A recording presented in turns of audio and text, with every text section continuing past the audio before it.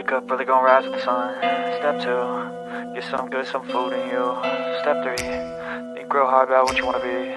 Step 4, everybody just do your thing. Wake up, today's gonna be a good day. Wake up, today's gonna be a good day. Wake up, today's gonna be a good day. Wake up, today's gonna be a good day. Wake up, today's gonna be a good day. Wake up, today's gonna be a good day. Wake up, today's gonna be a good day. Wake up, today's gonna be a good day. Yo, set your affirmations, aspirations. I got shit to do, the aftermath of preparation. Good food, good mood, blood in circulation. One step at a time, yeah, that's how you make it.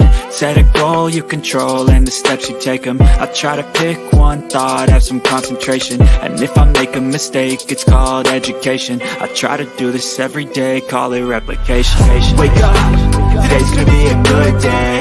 Wake up, today's gonna be a good day. Wake up, today's gonna be a good day. Wake up, today's gonna be a good day. Wake up, today's gonna be a good day. Wake up, today's gonna be a good day. Wake up, today's gonna be a good day. Wake up, today's gonna be a good day. So life ain't easy, yo, I think there's a reason though. Ups and downs, just like every different season, yo. Sometimes I'm high, other times I'm barely breathing, though. I always gotta fight and hide from the demons, yo. Negative thoughts are poison, they rot. Head full of flaws, so here come the clouds. They'll never stop unless I can swap all the bad for the good in my head when I'm lost. Yeah, so I'ma fake it till I make it. Positive thoughts are overtaken, I got patience. One day at a time is how you operate a cadence. A flow, you grow, you show yourself a foundation. Stay away from all the shit that causes temptation. I know that I like to do it cause it's sensation. I live my life in my head like a narration. Don't expect greatness, do my best, man, I'll take it. Wake up, today's gonna be a good day.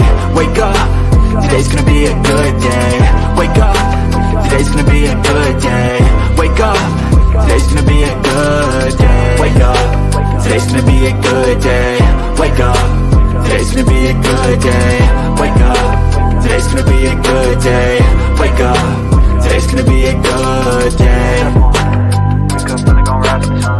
Step 2, get some good, some food in you. Step 3, think real hard about what you wanna be. Step 4, everybody just do your thing. See, I don't know about y'all, but like for real, I don't mind being talked about. My problem come in when they start making stuff up. So you can talk about me all you want. It is what it is. You know, it's either I did it or I didn't. I said it or I didn't. Whatever the case is, I don't care. I let whoever think whatever, feel whatever. That's on them. You know what I'm saying? But it's the making up part. It's the lying part. It's the adding on to part that always get me. I don't mind being talked about. It's when y'all start lying that bothers me. Welcome to the Bullhorn Betty Coffee Club.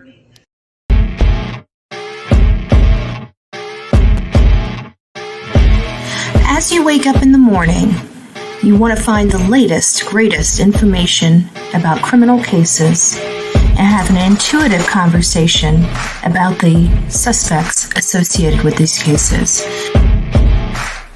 Head over to the Bullhorn Betty channel on YouTube.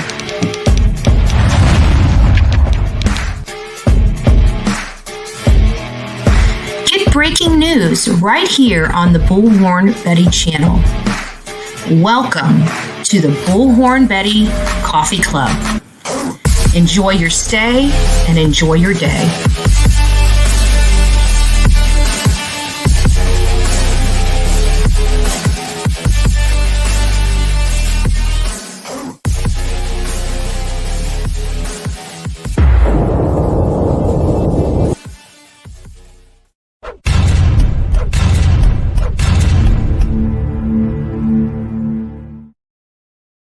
Well, hi everyone. I'm in office too. I slept in my own bed with my own pillow.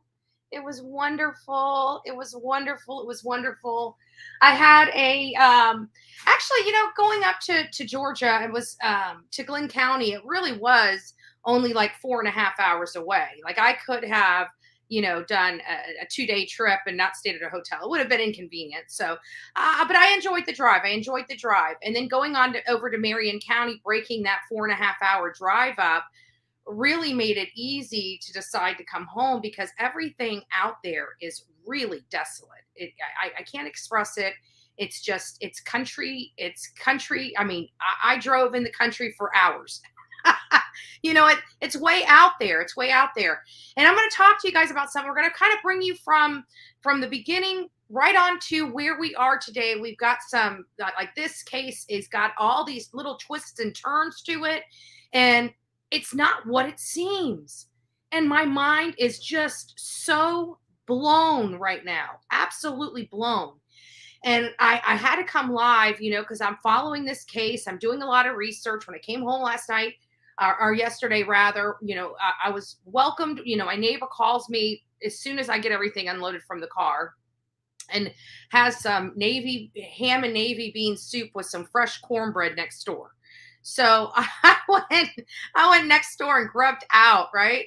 And so I came over here with my stomach full. I just got done driving and working for the last several days out in the field, running, exhausted. And so I came in here and I chilled. I was supposed to do some research. I was supposed to get some videos out. I was supposed to go live. I was supposed to do a lot of things that I just didn't do. And so this morning, I went to bed entirely too early. So this morning I wake up well before my alarm starts going off.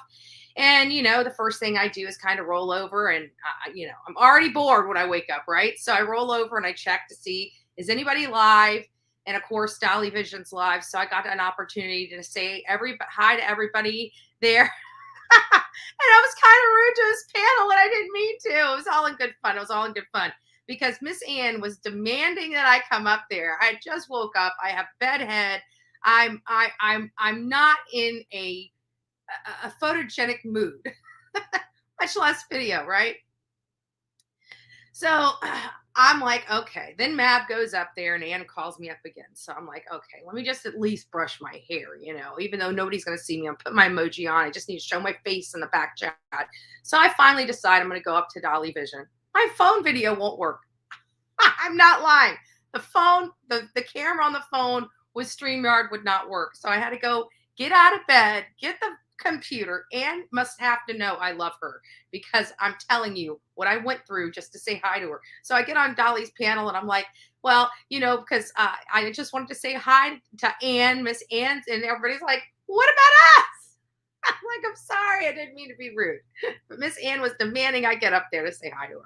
And everybody don't forget to keep Miss Ann in your prayers. And we're going to need to bring her back up here to tell her story here in the near future. She's been going through it. She's been dealing with some emotional stuff and we just need to uplift her in prayer. Gigi for life. Good morning. First to say hi to good morning. Good morning to Betty, mods, and chat. Tongue tired this morning. Followed by the old rusty kettle ranch. Nice to see you. Nurse Sandy, Athena, Angie, Julie, Sean's in the house. Melissa, Mama Llama, the real me too. Different day. Pat, it's nice to see you. Sonia, Nurse Sandy. What do we have? I'm not going to be able to get through all of these. Southern Granny Wolf, nice to see you. ZA, Sheila. Pebbles is in the house. Did I say ZA? If I didn't say hi to ZA, hi ZA. Go down just as far as I can. And then I'm going to just do a blanket hi to everyone. Country Woman, nice to see you. Wendy V, nice to see you. May, hello, my friend. Hello. Oh, and everybody else, Miss Soapbox, it's nice to see you. And everybody else in the chat. We have 222 people already in the chat. Don't forget to hit the like button on your way in. I'm running myself ragged this week. Give me a like. Give my mods a like. They've had a run for their money as well. So, but again, it's nice to see everyone here. But we're going to kind of get right on into this story because there's a lot of stuff going on with this. So we start getting notified that there is a girl's body, and then I think by the time it really started surfacing on news where it started getting our attention was by the time they already had the third body. They already had pulled Camille out of the water, and she was found in the trunk of the car. A lot of weird stuff. A lot of weird stuff. So we're gonna get into this. Like I said, this has got some twists and turns to it. That's gonna blow our minds. It's gonna blow our ever-loving minds. And I got some video of me being out there. It's about 15 minutes. 15 or 18 minutes. I'm not quite sure how many minutes of video it is of just driving. And I wanted you guys to see, because I went from the crossroad, because the boy was around the corner on this dirt path and in a ditch. And she was kind of at this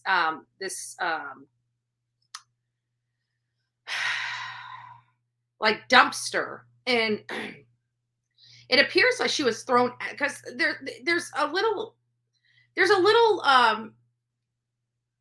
it's hard to understand just exactly where she's found. And here's why, because I wasn't there when she was found.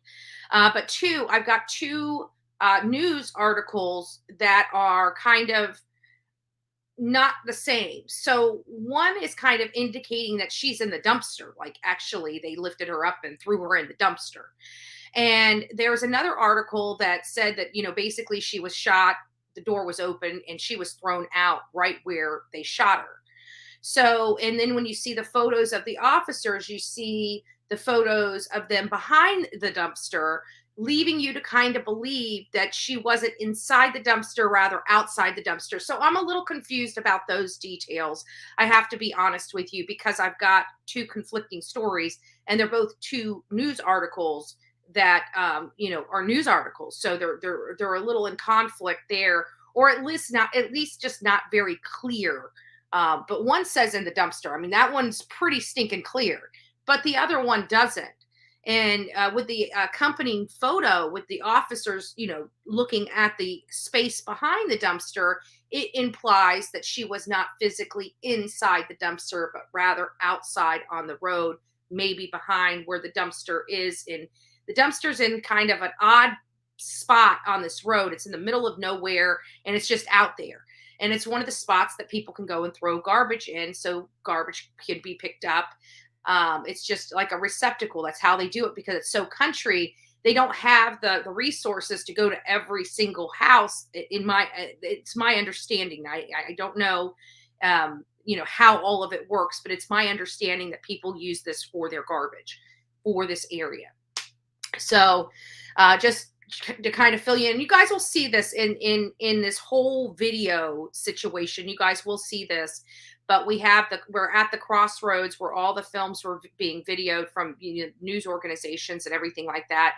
But I just wasn't, I guess my issue is I wasn't expecting it to be so country, so far out there. So kind of in the middle of nowhere, but around people. It's kind of hard to describe. There's like these little communities that are in this massive land area. So even though this was kind of close to people, it really is country, because I'm sure you guys have country areas out there, and some of them are really sprawling, where there's like one house on like 5 or 10 acres, but you have these smaller little communities that are really small, maybe 50 or 60 homes or trailer parks in one little condensed area in this big country setting.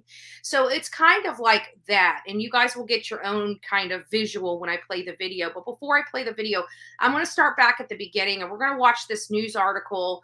We're using this for it's newsworthiness for the news, as well as criticism and commentary. I don't know if I'm really going to have too much criticism, but definitely a lot of commentary on this. So I am going to go ahead and play it.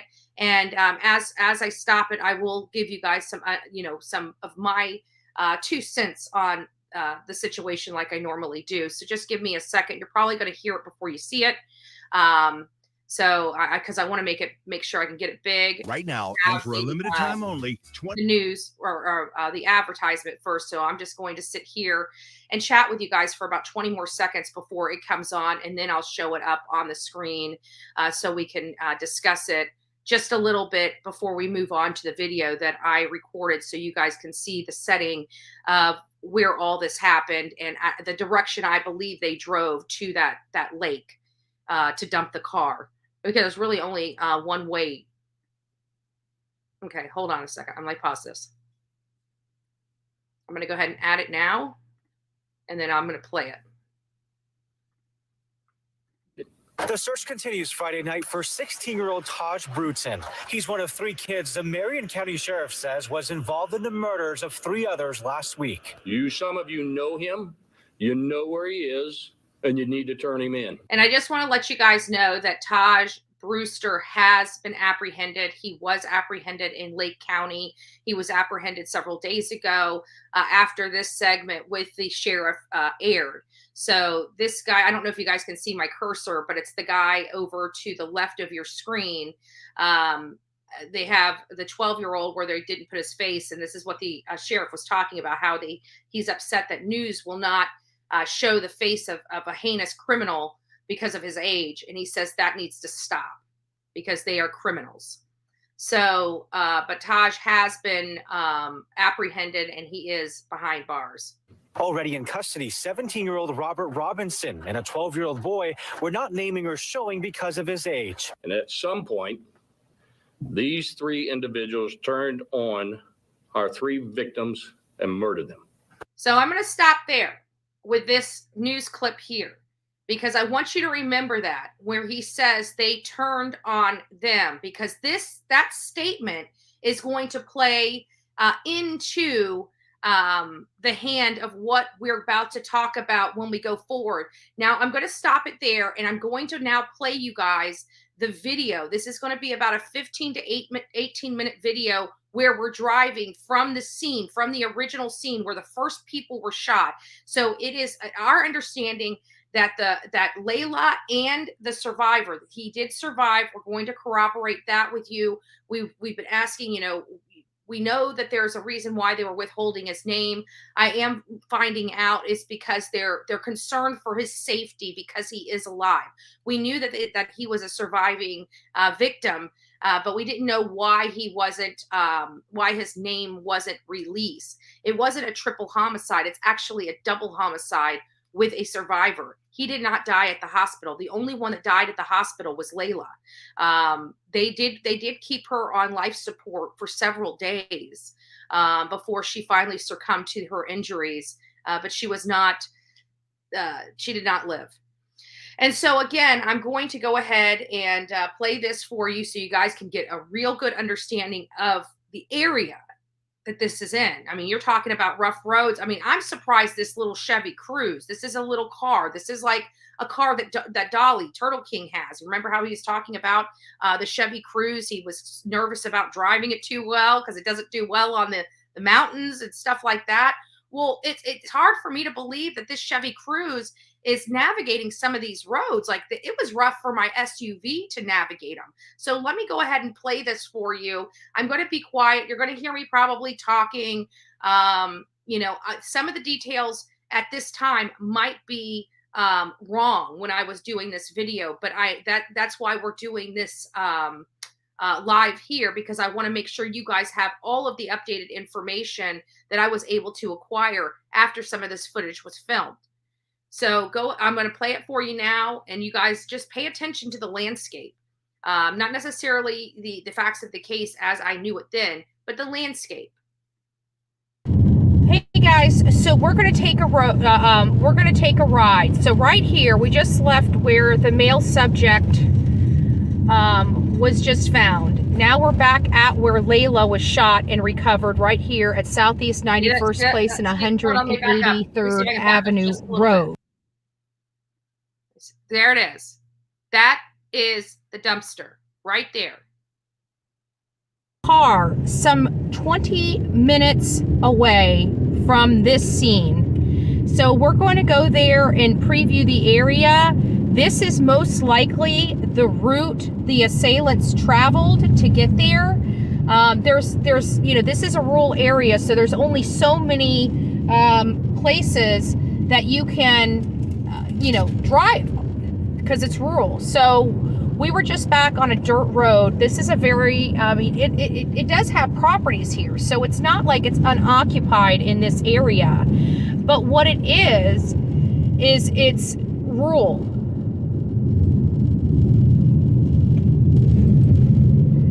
And so they would have drove out here. So I'm curious, did they come out here from more of a, you know, were they from around a rural area like we're seeing here?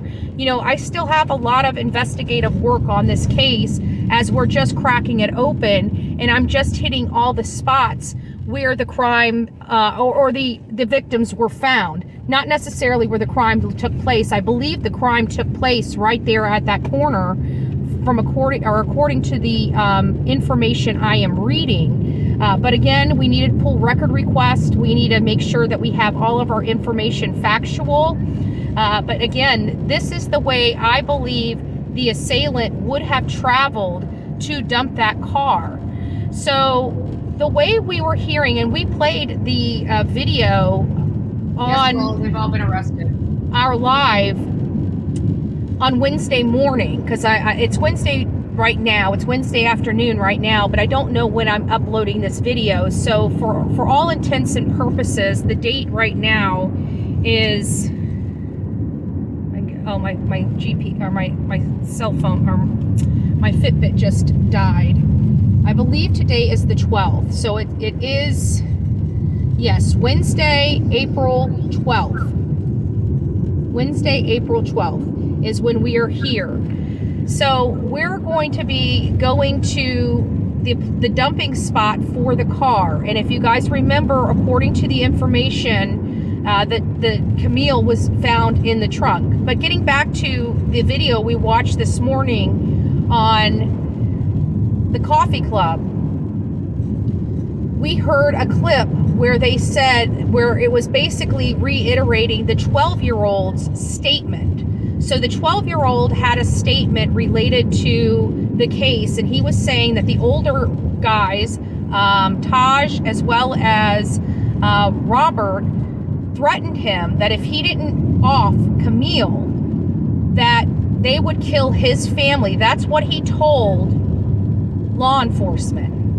He also told law enforcement that the reason why he had to kill Camille is because the other two believed she would snitch on them for what they did, and that she was sitting on the back of the trunk on her own volition, her own free volition. That means she was there willingly, and she was there when the other two were shot, and she did not try to flee. So that's a big problem for me. I understand she is a victim of this crime, but it also sounds like she may have been a perpetrator of this crime as well, and she lost her life because they were worried that she would not be able to keep her mouth shut, and she would snitch on them, causing them to be caught and arrested. Well, guess what?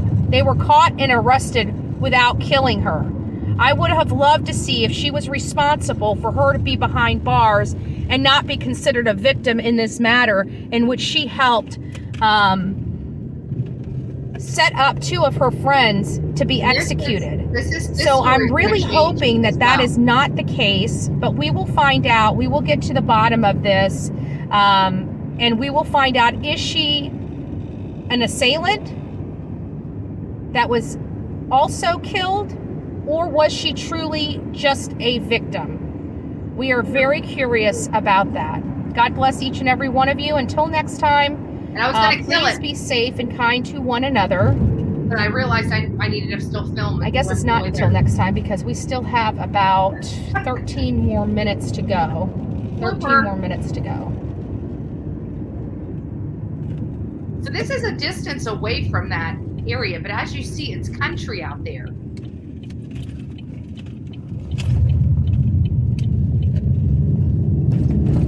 This is the area. It doesn't look like a place that's flourishing with gang activities. I'm sorry, but you're going to be surprised, because we're going to talk about a conversation I had with one of the neighbors out here in this area that they dumped the car. I have to tell you, just based upon where everything is, we definitely know that they had to have known this area. This is not their first time being out here smoking pot or partying. Obviously, when you live, is this Fisher Road? Oh, I guess this is.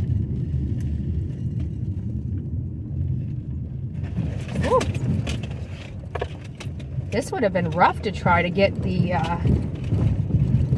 kids. And see, that turn right there is how you have to get. Well, no, it's not around here. I'm trying to see if there's several lakes around here, and I'm trying to determine which lake they're at, but I think I identified it as this one up here, but we're in sugar sand. Like, this would have been rough to get a car through. And not only getting a car through, but what about that? I mean, it was a car. It's not even an SUV like mine. This would have been a little rough. And how did they get back? Did somebody follow them in another car? And we also heard of an armed robbery. Is the armed robbery the two victims, the two first victims that they committed? Or is there a separate armed robbery that all 6 were involved in, or all 5 of them were involved in before they picked up Taj? You know, those are questions that I have that aren't very clear to me based upon the information that has been released. Boy, this is a rough ride. I can tell you that.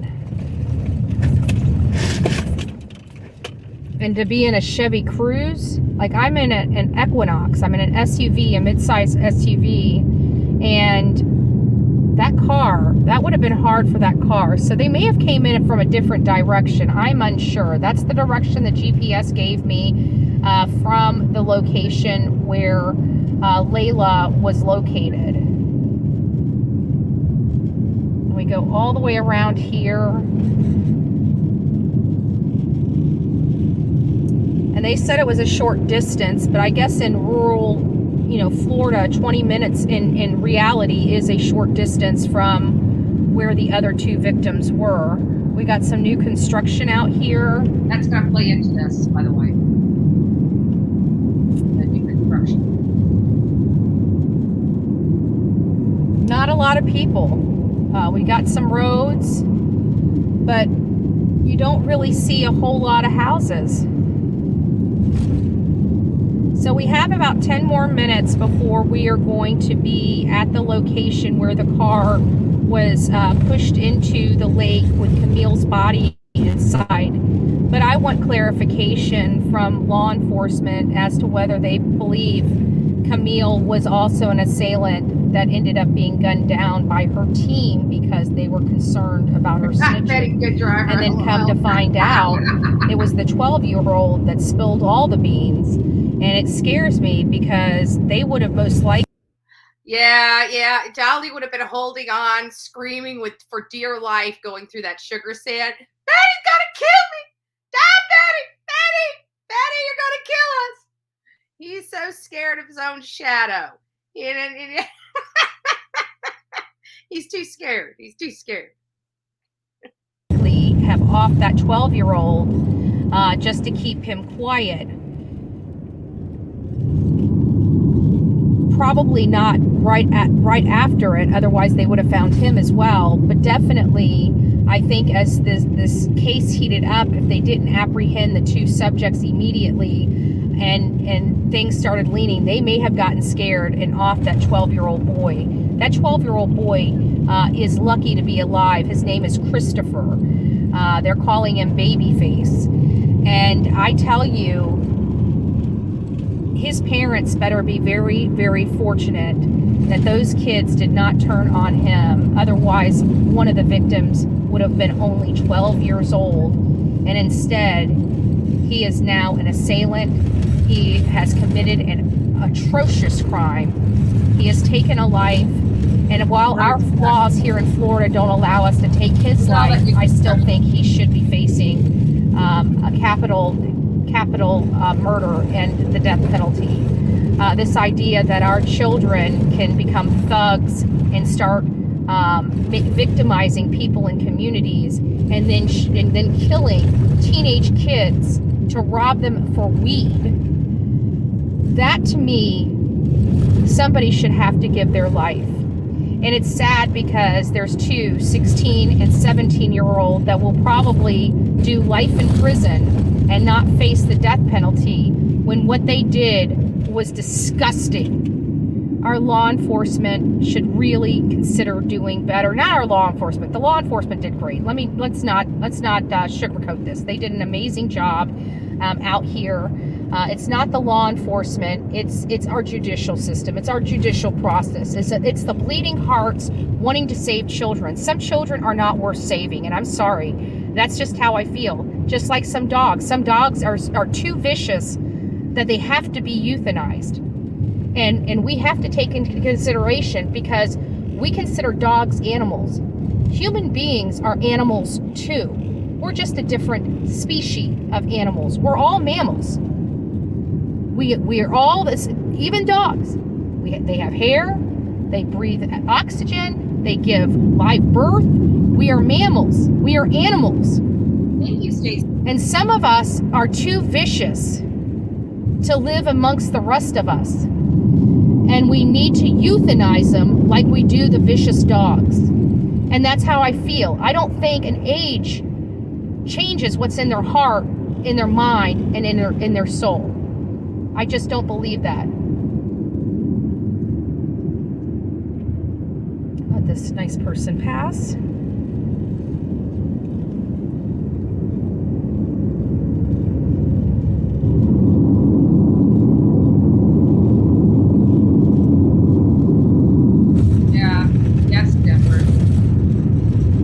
It's hard to cover cases when you have a perpetrator that's so young. About 5 minutes away. But I wanted you guys to see the drive, because I truly believe that's how they came in, because that was the quickest path out here from the location they were at. That road we were on didn't go any further. It went to a private property, so it's not like they could have went there. So it is my belief that this is the path that they took, even through that sugar sand that I was talking about. But again, I'm curious. Do they live around here? Why did they dump the car at this particular lake? And how did they get back to where they were going? Did they walk back? Did they have somebody pick them up? If they had somebody pick them up, who was it? Was it one of their friends? Was it mommy and daddy? Like, what gives here? And how did these young kids get a hold of a gun? Got answers for that.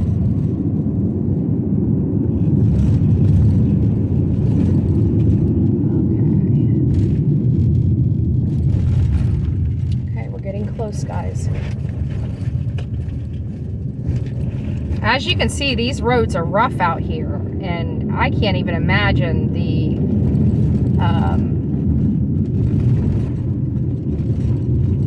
Chevy Cruze driving through all of this. It's rough on an SUV. I see a lot of people around here with SUVs and pickup trucks. Very limited. We got new construction going on out here, so this is an up-and-coming area. Lots of new construction. I see construction workers down there building homes. So I'm pretty sure these roads are going to be cleaned up here in the near future, but for right now, they are really rough.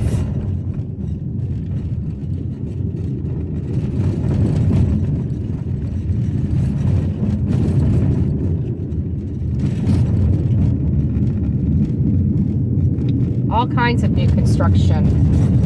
Every house out here is just about brand new. Don't forget to hit There's the like one button. or two. Look at all that. New construction, and everywhere out here is new construction. So they're building up this rural area, and it looks like it's going to be a pretty good community once, probably in another 20 or 30 years. Boy, this is rough.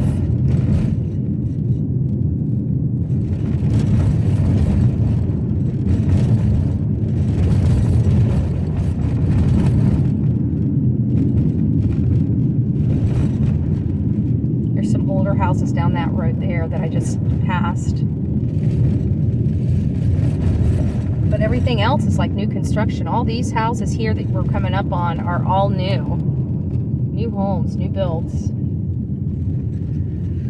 Here we go, folks. I think that was there's a road that you're supposed to turn down to get back there to the lake, because we went to the wrong lake. Now this is circle. Maybe the people told me it wasn't that lake so I wouldn't feel bad. I don't know, but it looked like the lake in the photo that they had.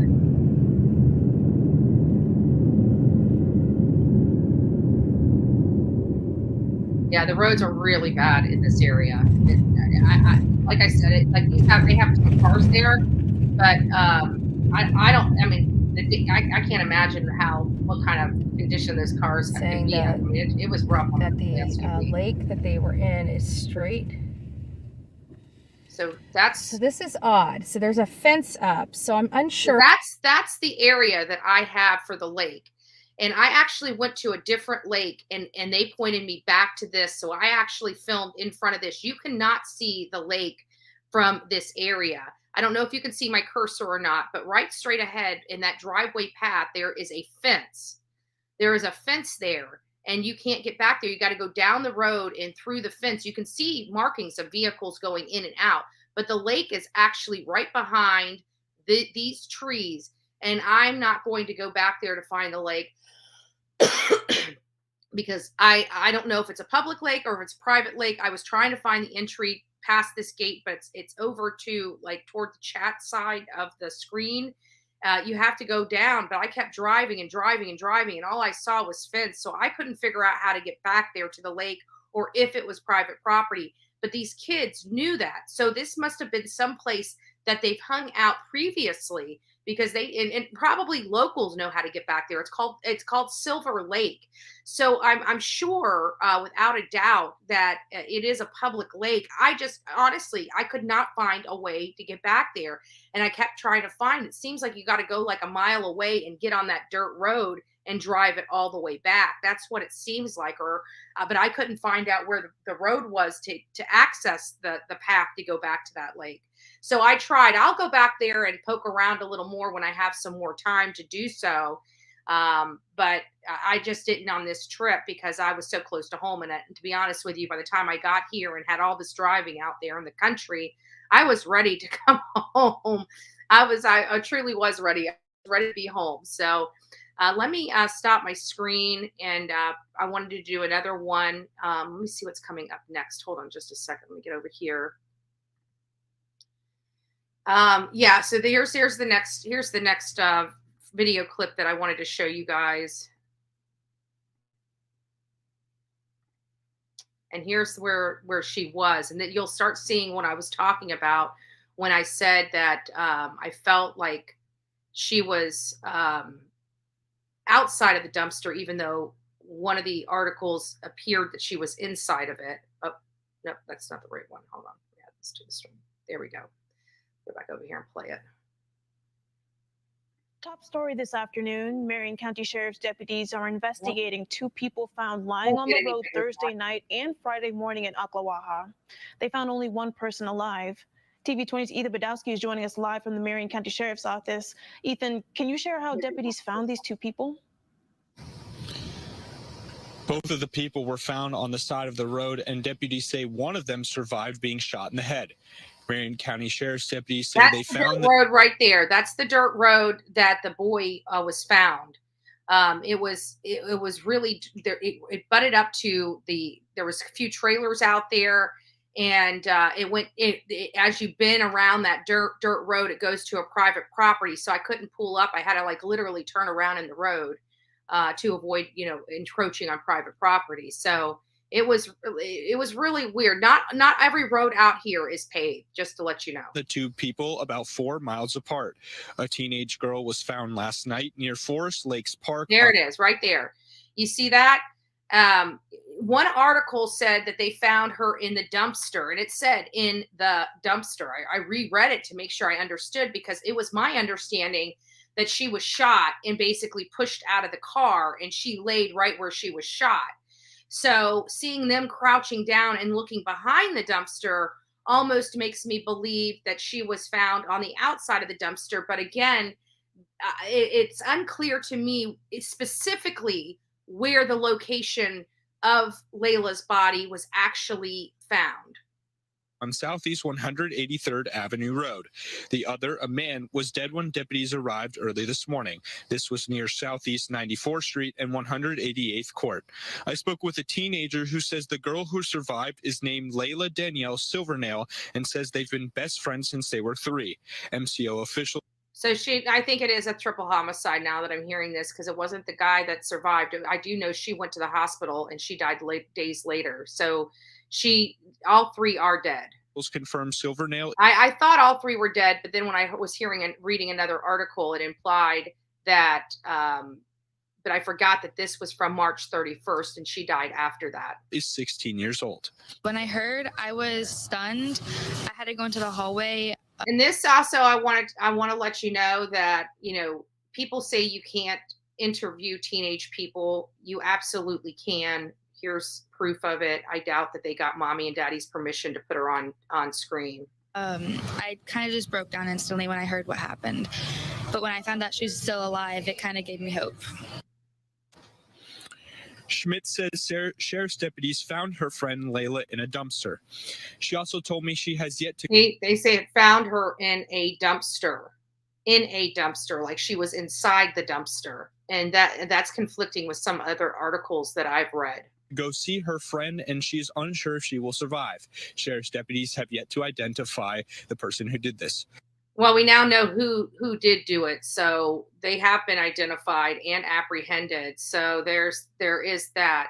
Now I want to. Now here kind of comes the. Let me get this off. I'm going to play the clip because now here kind of comes the bombshell.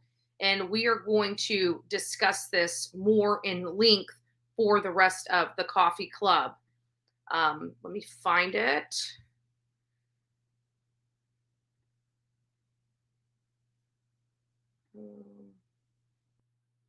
I don't want to play that one. We don't need to. I think this is the one right here that I want to play. Okay, I found the one I want to play. So we're going to play this one next.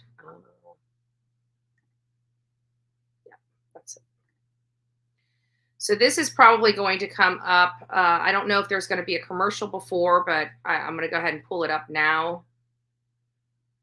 And we're going to play this, and then we're going to discuss. This is kind of the bombshell one. Like I said, we're probably going to have a commercial because it's restarting. Snap your W-2 and file your simple tax return with both Fed and State for free. See if you qualify. Get the TurboTax app now. Start with more details about the murders of 3 teenagers in Ocklawaha. Some confessions are coming from the suspects themselves. TV20's Emma Delamo tells us why the case has residents on edge. It does raise a concern. Ryan Murphy has been living in Ocklawaha since last September. He says he's never heard of a crime. And that's where we took a picture of, and I'll show you guys that picture here in just a little bit. I'm like this. Just going to the store and you're hearing 3 kids and passing and shooting, it does raise alarms. 16-year-old Layla Silvernail, 16-year-old Camille Quarles, and an unnamed 17-year-old boy were shot and killed back on March 30th. They were planning on committing robberies with the 3. I want you to hear that. They were planning on committing robberies. We're going to go back to that in just a second. Let me see if I can back this up just a little bit. 3 were planning on committing robberies with the 17-year-old boy were shot and killed back on March 30th. Listen. They were planning on committing robberies with the 3 murder suspects. 12-year-old Christopher Act. Did you hear that? All 6 of them were going to commit robberies. And it is possible that they have already all 6 committed robberies in the past. All 6 of them. That includes Layla Silvernail, Camille, and the unidentified other 3rd victim. You did hear that correctly. Atkins, 16-year-old Taj Bruden, and 17-year-old Robert Robinson. Reports released by the Marion County Sheriff's Office reveal Robinson told detectives Layla made a wrong turn, and while she was making a U-turn, was allegedly shot by Bruden. Layla crashed into a dumpster where her body was found. She was taken to the hospital but did not survive. According to witnesses, someone got out of Layla's car, got into the driver's seat, and sped away. The next day, the unidentified male victim's body was found lying in a ditch. And he was found very close to her in proximity down this dirt road. And if I tell you that this dirt road was literally a turn and he was right there, it was a turn and he was right there. A little shocking. It took, a day, an additional day to find him and locate him, because he really was, even though he wasn't right there with her, he was in very close proximity to her, literally right down the road. Bruden allegedly shot him too. On April 1st, detectives found Layla's car partially submerged in a pond and Camille's dead body in the trunk. According to the documents, the 12-year-old suspect told detectives he was forced to shoot one of the victims. If not, his family would be killed. Sheriff Billy Wood says Atkins and Robinson shot Camille. Robinson told detectives the reason is because, quote, she was going to snitch on us all. And they probably felt that if they just let her live, at some point she would tell. Atkins and Robinson were arrested and taken to the Juvenile Detention Center for questioning. And what is sad is you look at these individuals and you don't see, like if you and I, that they know the decision in which they made or the consequences for that decision. Bruden is at the Marion County Jail. Reporting in Ocklawaha, Emma Delamo, TV 20. So there it is. And I wanted you guys to have this because I don't want YouTube screaming at me, telling me I'm victim shaming the victims. I'm not. Nothing that they ever done should ever result in them being brutally murdered and shot by people they perceived as friends. But I also want to be honest with my audience that even the victims were young criminals. All of them. All of them.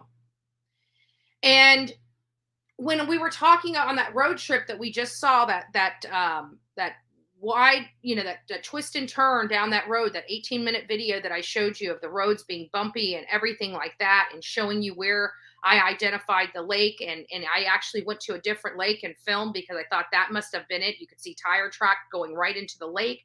And then I talked to some neighbors. I didn't record them. They didn't want to be recorded, but I still, interviewed them and talked to them about the community. And remember how I told you as we were walking through all this new construction around there, and I said, this is going to play into it. So in all this new construction, apparently it's bringing some unsavory characters in the area. You would think that with new construction, you're bringing, nice new families into the community, that you're bringing, these are new builds, nice families would want to live in a 3-bedroom, 2-bath home, nice construction in a apparently quiet community. Well, what's happening is a lot of this construction is being purchased by renters, rental agencies and people that want investment property. And so they're renting it to people that don't, that aren't homeowners. And so they've had grow houses busted in this area. They have the neighbors said that this used to be a great community until all the new construction, and it's bringing in this riffraff because their rents are $1,500 to $1,800, which doesn't sound cheap to a lot of people.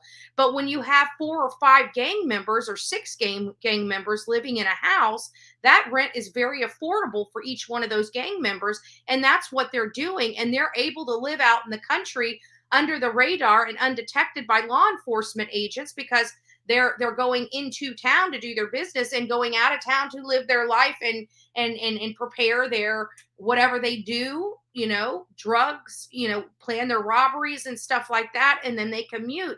And that's what I'm hearing from the locals that live in that area. So this new construction, where we would think would enhance an area because the homes that they're building out there are nice. Nice to see you, Brown Chicken. Nice to see you, Moonshadow. Stillwater. I see Camille. Nice to see you guys. So you would think that this all this building would bring in, like I said, good families. That's what it does around here. When we build new homes, it's usually families that move into those homes, that purchase those homes, especially out in the country. They're probably cheaper than living in the city, so they're more affordable to live, and people will commute into town to work. And it's a good investment. So that's what the neighborhood is telling me, that but for this construction, they have had a very safe and peaceful lifestyle. But with all this construction, this riffraff is coming into their community, and they are seeing an uptick in gangs out there in that rural area. That is a true statement. I even asked them, I'm like, I'm looking around here. That's my statement to them. I'm looking around here. And if you would tell me that there was gangs out here, I would have said you were lying. And he says it's more common than you think. That's what this man told me. Him and his wife. More common than you think. That's scary. That's scary. So,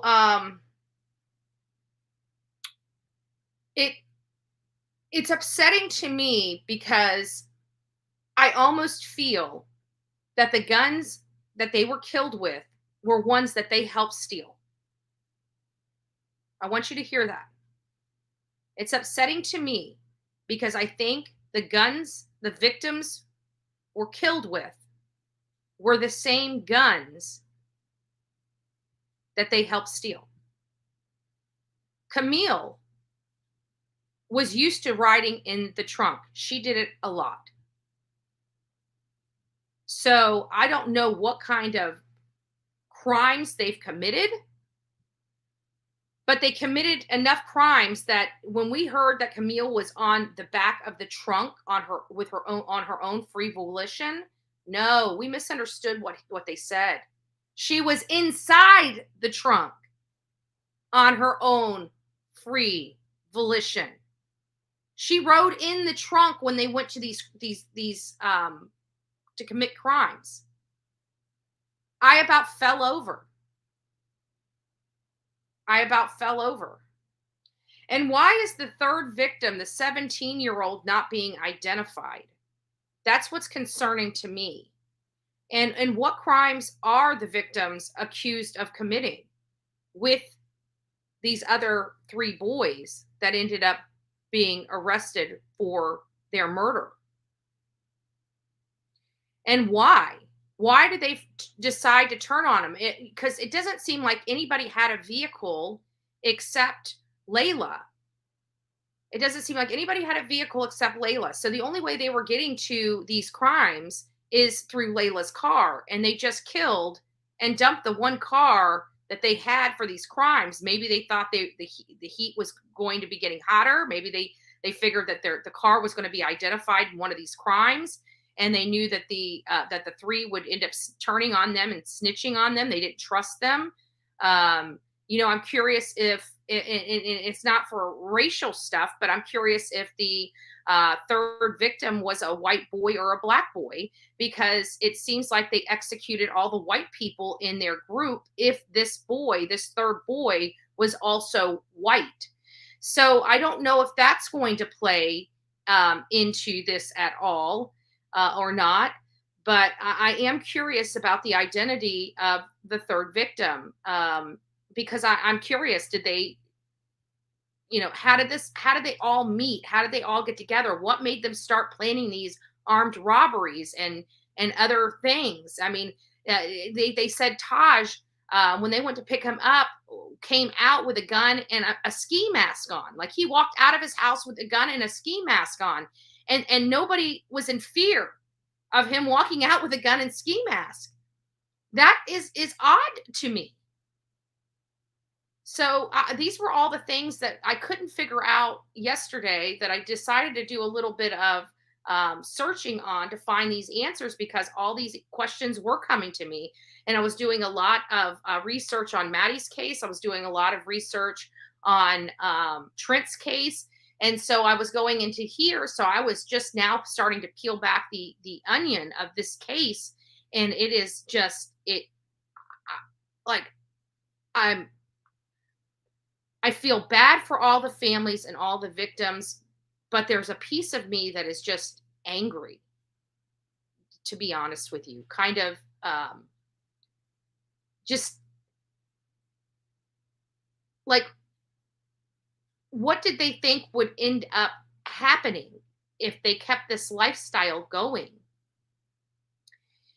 So I'm trying to weed through all these, feelings and emotions I'm kind of having with this case, because I feel bad, but I'm like, I just want to bend them over my knee and whip their butts. I mean, I'm angry.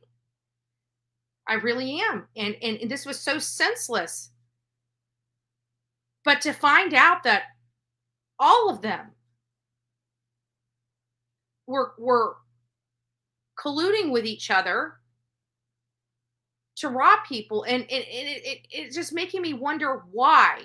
Because typically kids don't go on these armed burglaries and carjackings, and that's where they acquired the guns from my understanding is through one of these burglaries. They were able to get these guns. I don't know if it was a smash and grab from a car or a house, but it makes you, the only time I start hearing people robbing people or doing these crimes is when they have a drug problem, like a significant drug problem, something that goes well beyond marijuana consumption. So is there more going on here with these kids that nobody knows? Are they on something that their parents don't know? Are we going to get toxicology reports for these kids? Were they under the influence at the time that this happened? If so, what were those influences? So you could see this story, it does have a lot of twists and turns to it, a lot of craziness to it. I'm going to open up the phone lines. Give me just a second. I will open up the phone lines so we can get your input from all of this. I don't think I have the phone lines up yet. Let me get them up. Google Voice.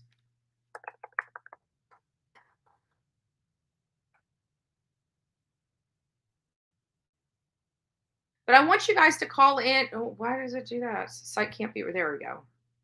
That scared me for a second. I'm like, site can't be reached. I got to clean. I cleaned off the computer, by the way, guys. I downloaded all the stuff from this computer onto a hard drive, so it freed up a lot of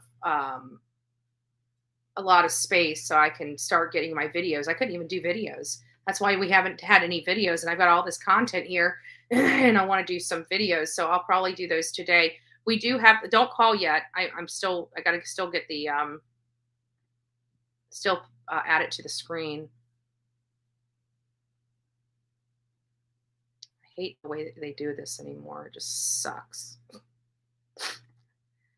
All right, there we go. Okay, we're back. So the phone lines are on, but I'm just curious because we do have 550 people in chat. So don't forget to like this episode, the segment on this case. We did dig a little deeper in this case yesterday a little bit, as well as this morning, but we did unearth quite a bit, and then we did have a lot of questions while out there. I don't know what I was expecting. I kind of knew it was in the rural area, but I guess I kind of expected to have like a city vibe somewhere near that area where it wasn't like that. It wasn't like that at all. This is Betty. Hey, Betty, Turkey Man. How you doing? Hey, Turkey Man in the house. How are you doing? Oh, I'm doing well. I've been busy. Yeah.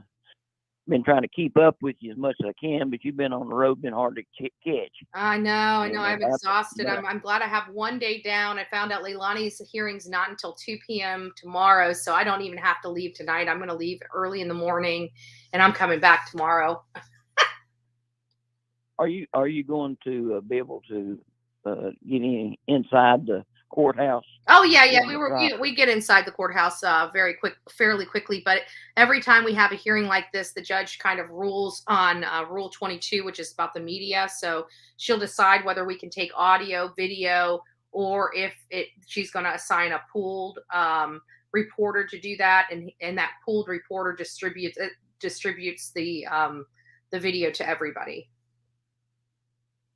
Well, are there going to be any accomplices in this thing, you think? You think there's going to be anybody else No, that will be. no. I was hoping Gonna that be they would just get totally Billy hurt. Joe for lying to the court, perjuring herself, saying that she was going to take care of the kids, knowing that she was gone for weeks on end, out of state, and who was going to watch these children.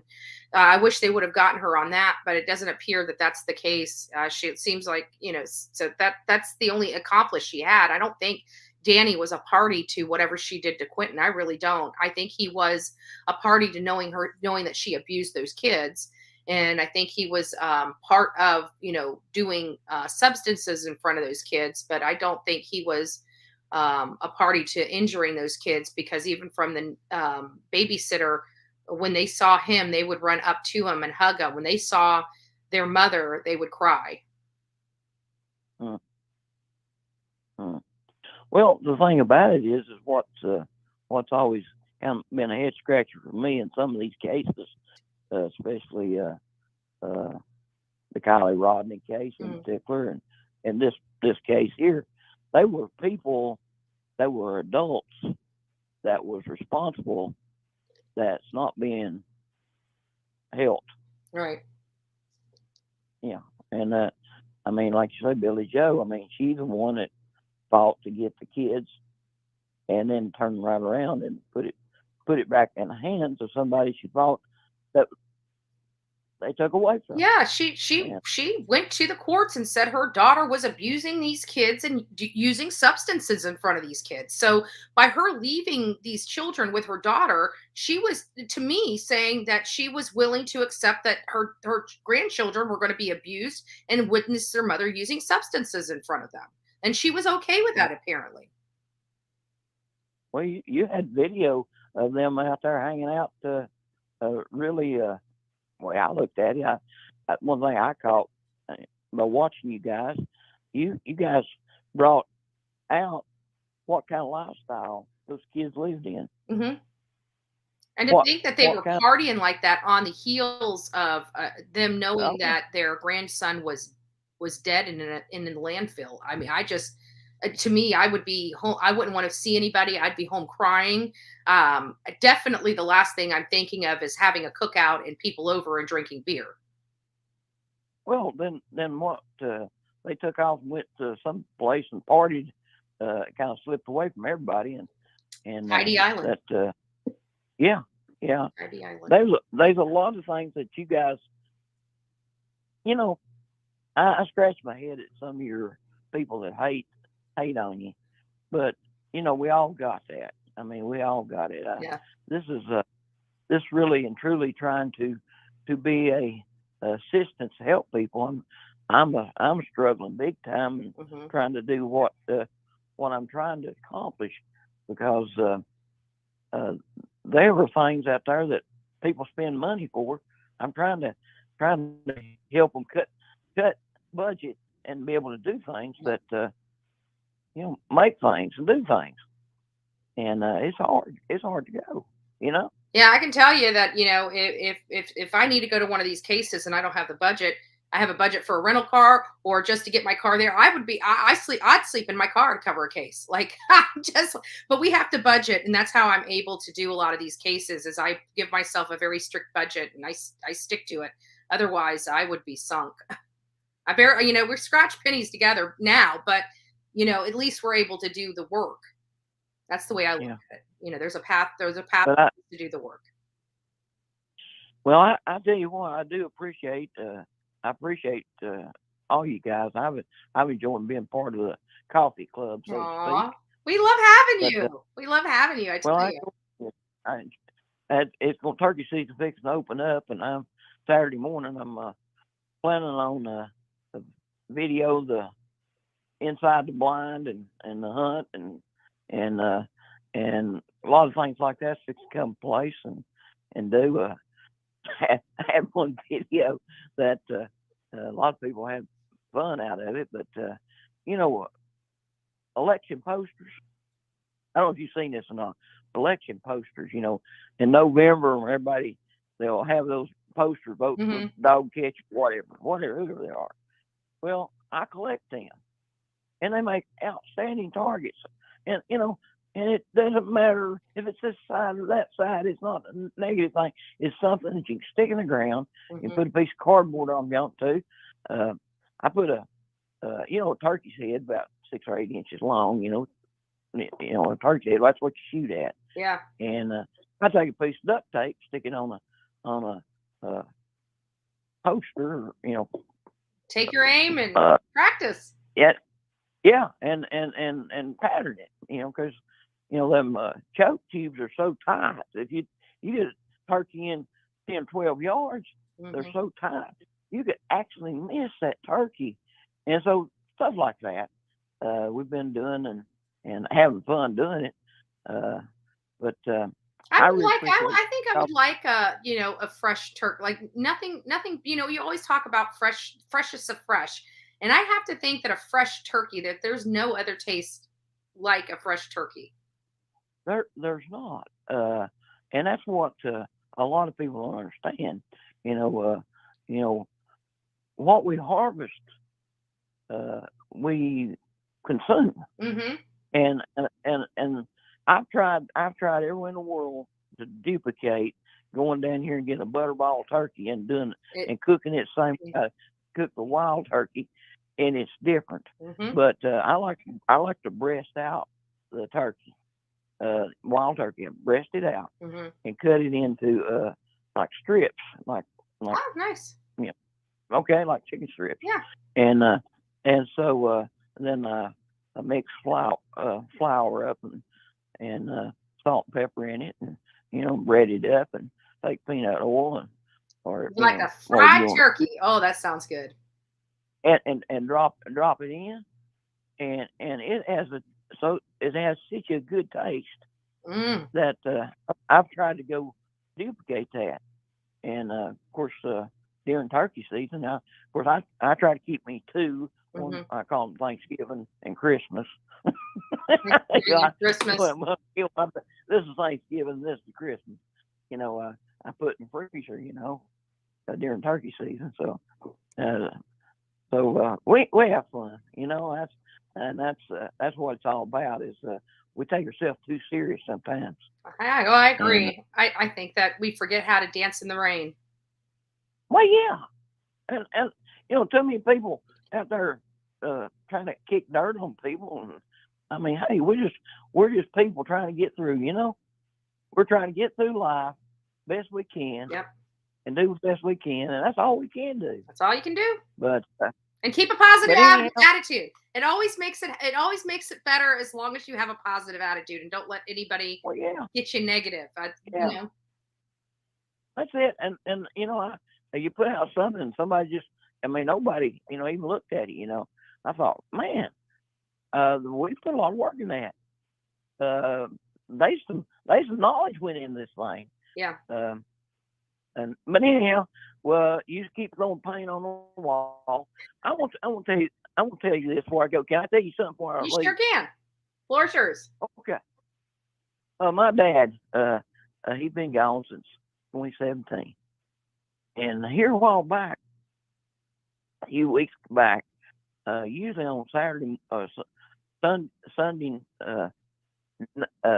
night, I have a restless night because having sermon on Sunday and all things that's on your mind. And so I usually get up early on Monday morning, and my wife will have to spend time together, drink a cup of coffee. And I got up a few weeks back. I got up and I said, honey, I had the strangest dream I ever had. I said, no sense. It made no sense at all. I said, there was a line on a door there, and in a room. I opened the door. There was my daddy, and I said he had his old painter had his white hat paint all over it. Had his long sleeve shirt on, his buttoned up to his neck, and he had a paint roller and a tray there, and there was some blue paint that he was working with on a wall, and behind him was this yellow paint, bright as you could see, that already the can was empty. You could tell it had been already used. And Dad was running that roller, that all real odd colored blue paint. He putting it on the wall. I said, Dave, what are you doing? He's grinning at me, dipping in that roller, and put it on the wall. And I kept saying, he's like he grinned. He had that grin about him. And so I walked in. There's a doorway on the other side. And I said, what'd you do with that yellow paint? And I stepped in. It was so bright, yellow. And I just couldn't, I just couldn't, you couldn't see it. All of a sudden, I woke up. I said, that made no sense at all. Well, I started reading scripture, and I studied and praying, and all of a sudden, it come to me what Daddy was saying. He said, no matter how blue it is, how bad the day is, you just keep putting it on the wall because there's a bright day coming on the other side of that wall. Oh, there you go. I love that story. So it preached. I next week, I guess, Lord allowed me to use it the paint on the other side of the wall. Mm-hmm. I think that's what it was. Anyway, Miss Betty, I hope you have a great day, and God bless you all. And check you. See you, Miss Betty. All right, take care, and God bless you. Love it. Our very own turkey man. He's a great addition, no doubt about it. And he loves the coffee club. So, it's awesome. It's awesome. Getting to this case, though, it does have some weird twists and turns, and it's really sad. And I think it's an ugly reality that all these parents are now facing with this case. Let me get over here. This is our very own turkey man. Betty. You got to turn me down in your background. And he loves let me turn you down. Yeah. Can you hear me? Good morning. I love your show. I've been watching you since the Gabby Petito. From? I'm calling from Tennessee. Oh, nice. And I got noticing the pictures that you took. The dumpster is locked in that alleyway. It is locked. Yeah, but it could have been locked after the fact as well. They may have locked it as part of, so nothing was disturbed inside the dumpster in that photo. So that could have been because they were about to move it to process the dumpster. I can tell you that there was a dumpster at that location when I was there yesterday, but I'm pretty sure it's a new dumpster. Yeah. So I've been watching you for I love the coffee club, so I get up every morning and watch it. So. Oh, thank you. What do you think about this case? Like we're now starting to get a lot more information coming in, and it looks like all of the kids were up to no good, and it seems like 3 of them decided to turn on the other 3. Yeah, there's something. It's all kind of going around in a circle, I think. Yeah. There's more to what they're saying right now. I agree. There'll be more come out of the story. Yeah. So. And I think it's going to be a hard pill, especially for the victims' families to swallow. Yeah. When the reality kind of sets in, and I truly do feel for them. I truly do feel for them. It seems like they're I haven't met them, but they lost their kids. So how can you not feel for them? Yeah. There's more to what they're saying. Yeah. Well, I'll get off here and let someone else call in. Thank you so much for calling and letting me know that you've been with me for a while. That just made my day. I appreciate it, and God bless you.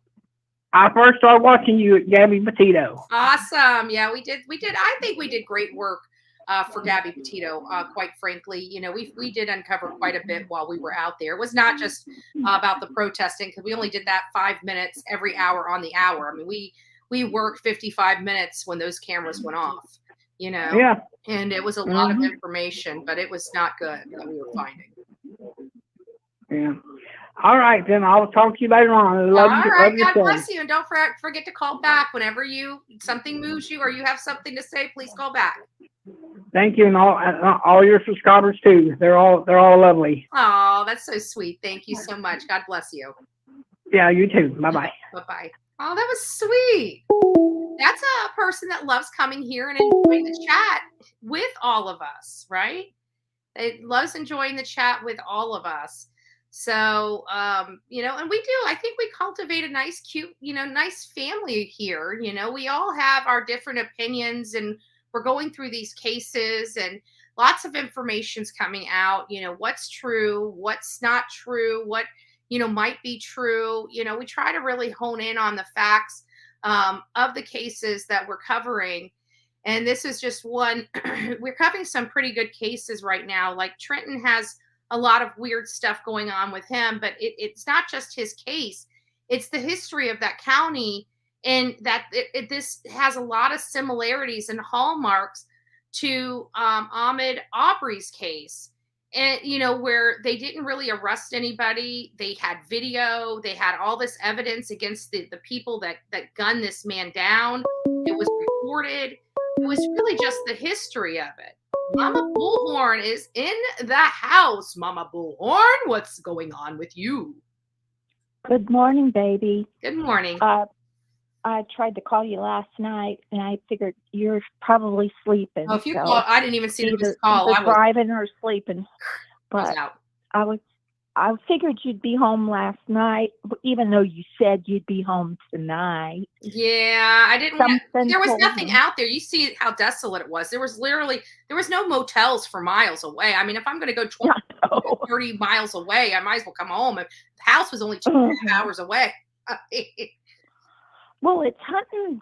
It's a hunting territory. There's nothing.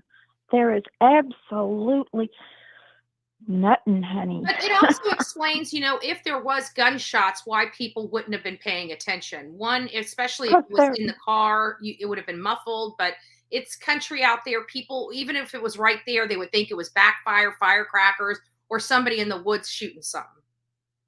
Well, that's like out here where I live, right over behind the toy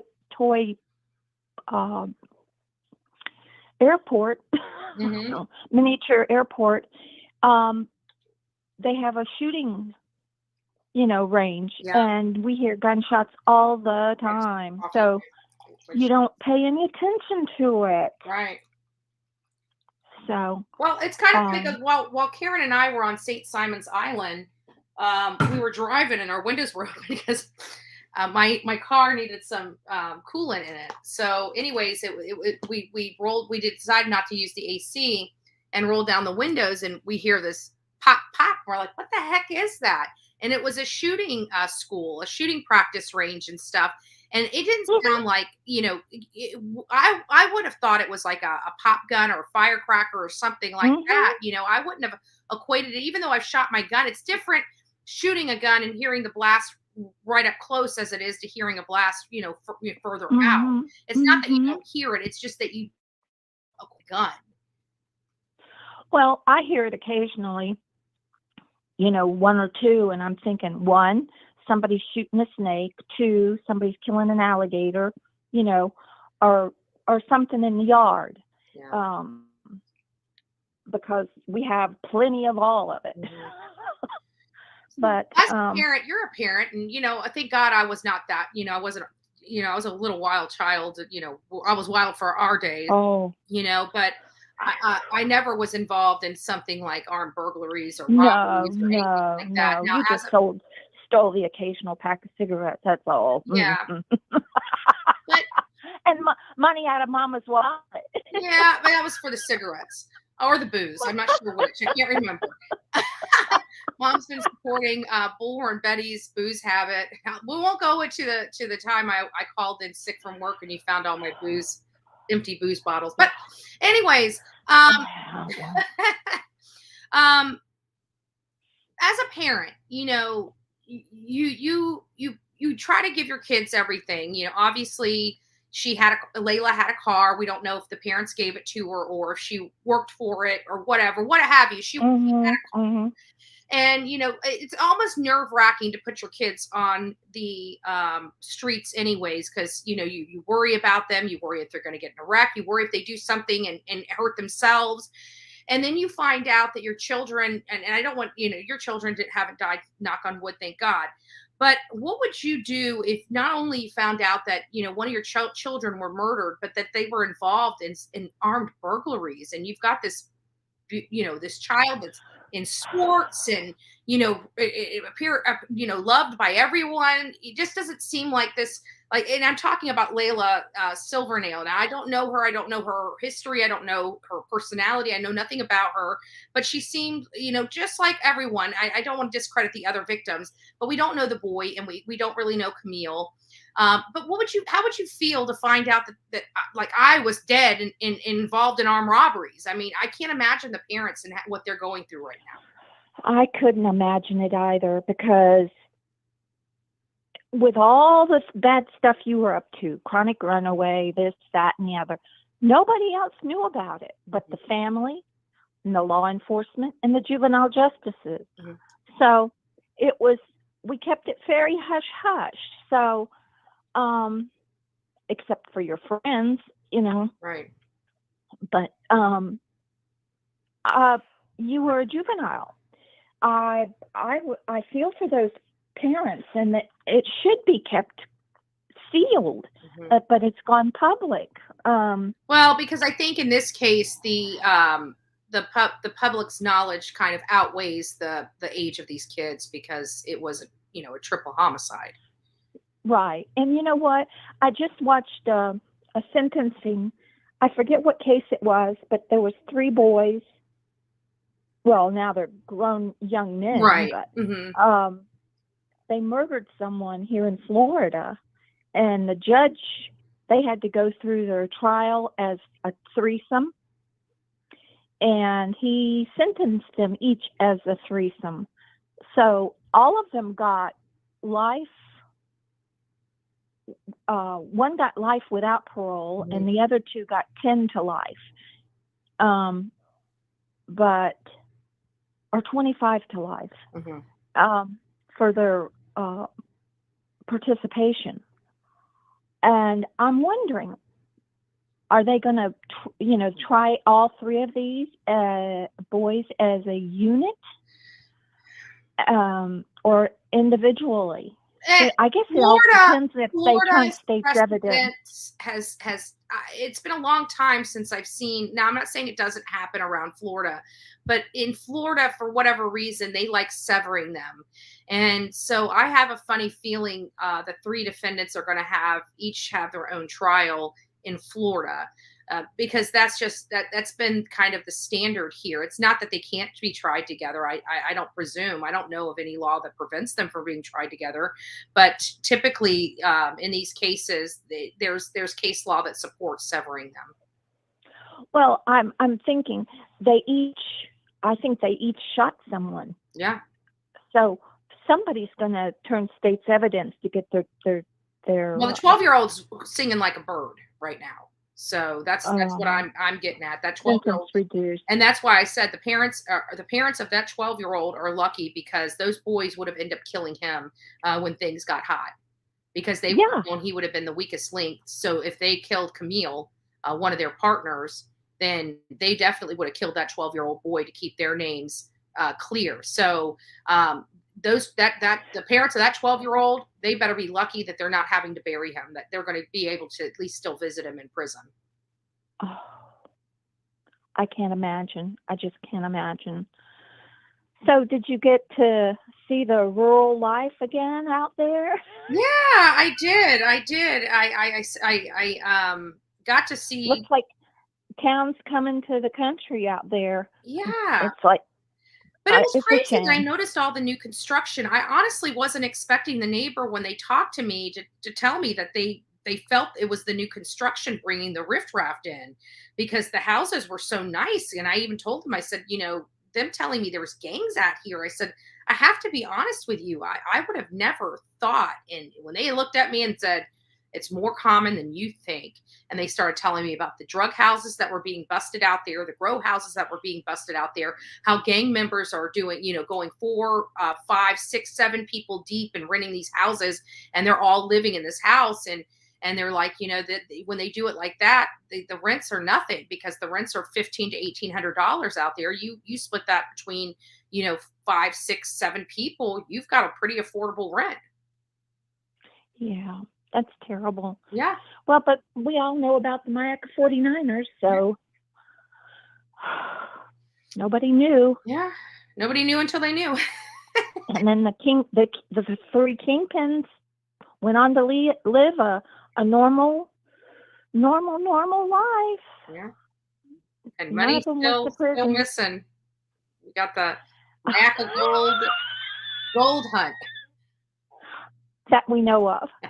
We know. I have a feeling there's been a dig up in the middle of the night sometime from then to. I think there's a couple of houses built on top of it right now. Oh, they'll buy it just to break up the floor. Yeah. All right. I figured out where it was one time, and somebody, I won't name names, but he was the son of, said, "You better keep your mouth shut." Ooh. So. Ooh. Mm-hmm. So, all right, Mama Bullhorn. Anyways, you got a lot of cousins that were involved in that. Yes, I remember. I remember the collect calls at the house Dad accepted. Yeah, that was sad. No. Oh, well, let's get more positive today. I was trying to think of something. Are you kidding me? I'm relaxing today because I found out Leilani's. I was like not freaking out, but like, really, do I have to take the drive tonight? Because I thought it was going to be at 9 a.m. in the morning, and I didn't want to try to risk it leaving in the morning and then having a hiccup on the road and then not being there on time and wasting all the time. So I was going to be there, but it being at 2:00, I'm going to leave early in the morning and get out there, and I'll be back tomorrow night, which is great for me. Oh, I've got the gizmo to charge your AC with. Oh, my AC's fine. 2 gizmos actually. Yeah, no, my AC's fine. I've never had a problem with my AC.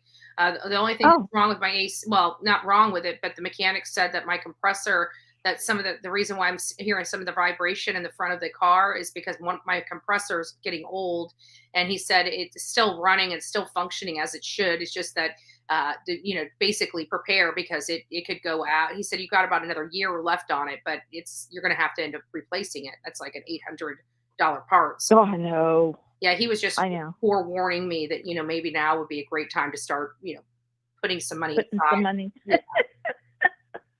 So good. God bless the good mechanics out there. I just want to say that there are some rotten, stinking mechanics that just want to take advantage of their customers. Yeah.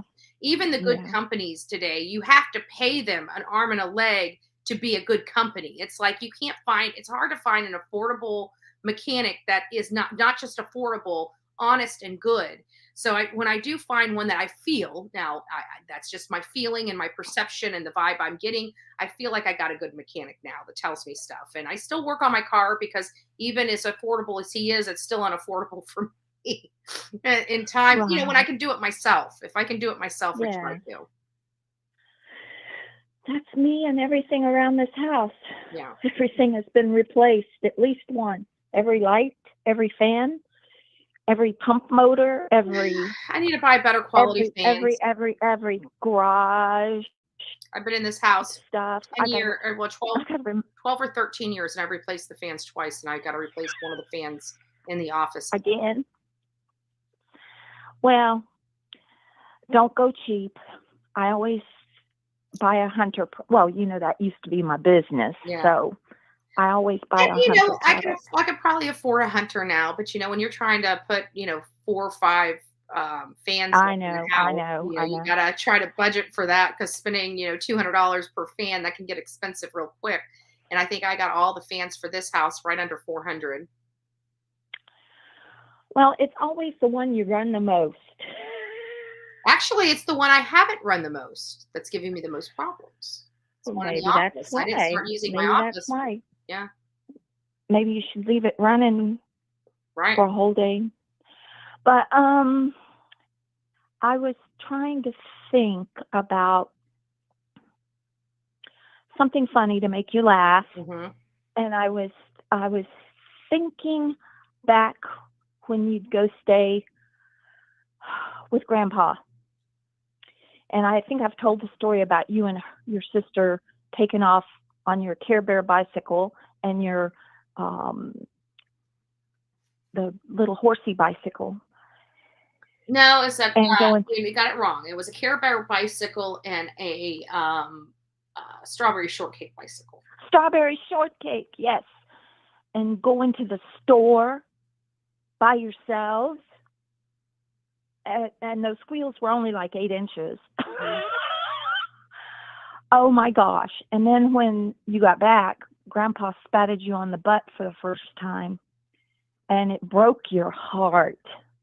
It literally broke your heart. Did I tell you I found the picture book that I had for my 7th birthday party that has me with my short hair?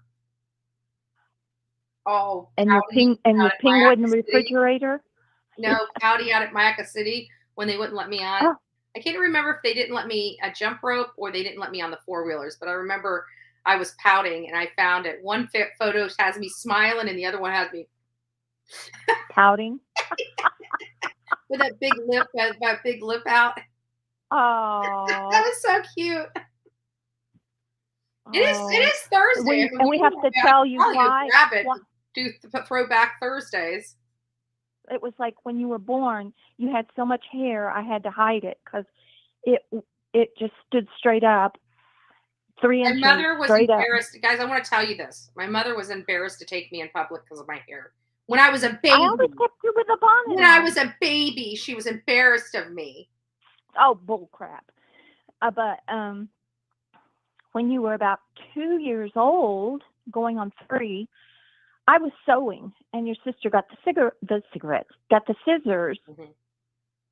and got real quiet. And I knew immediately upon the silence there was something up. So I looked around and I saw a clump of hair, a clump of hair, a clump of hair. And I found you out in the backyard under the grapefruit tree. She had scalped you with my sewing scissors. Well, I guess she could be thankful she didn't take an eye out. I know, but or cut an ear off. I think you were trying to get away from her, and she just kept following. Probably was. But I called your Aunt Susie immediately and said, "Oh, I've got to try." She said, "Bring her down. I'll see what I can do." And the minute we walked in the salon, your Aunt Susan said, "Oh, there's not a whole lot I can do, but it's gonna all have to come off. You know, I'll try to leave some." She gave you the shortest pixie. She gave you a boy cut, basically. Yes, we know. And the next time we were in Publix, you got a cute side. Somebody came up and said, "Oh, you have the cutest little boy." And you just started crying.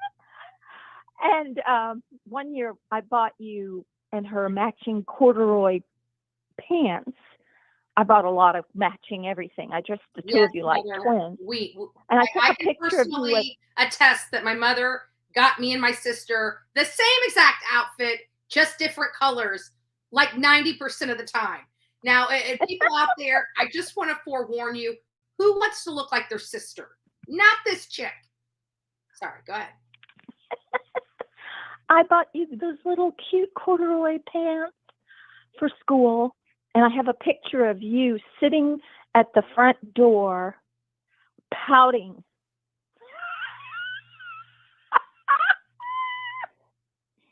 The evidence my mother has about Bullhorn Betty. Mom, you should probably make a book. Oh, I am. I'm going to write down, because one of my dear, dear friends, he was a great, great nephew of my grandfather, and he lived in Louisiana, and we found each other only by accident for, the Florida history stuff. Oh, about 12 years ago. And he just passed away at 83. And I swear to God, that was the nicest man I've ever met. He would call and FaceTime me, that kind of stuff. And always talk about family history, always. He would post these stories, like on Facebook. They were like one-page stories. And I kept telling him, Mr. Emery, you need to start putting this in a notebook for your kids. He goes, nah. Well, he passed away. Mm.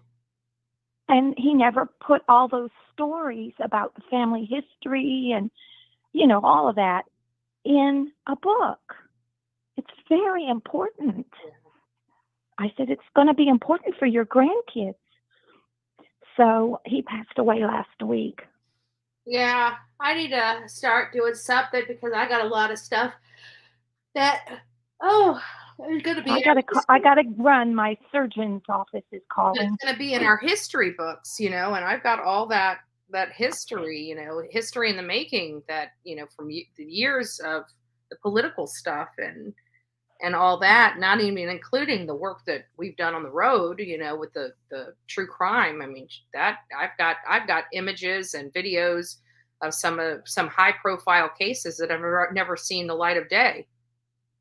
Well, I friended, he used to be a very well-known attorney here in Manatee County, and his son took up his practice, and they both have the same name, so I won't give that who name. You're talking about.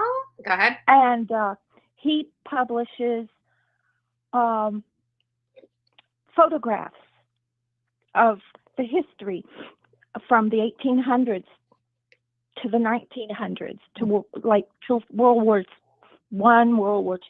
But he goes way back to, the oldest ones are tintypes, which were 1830, 1840.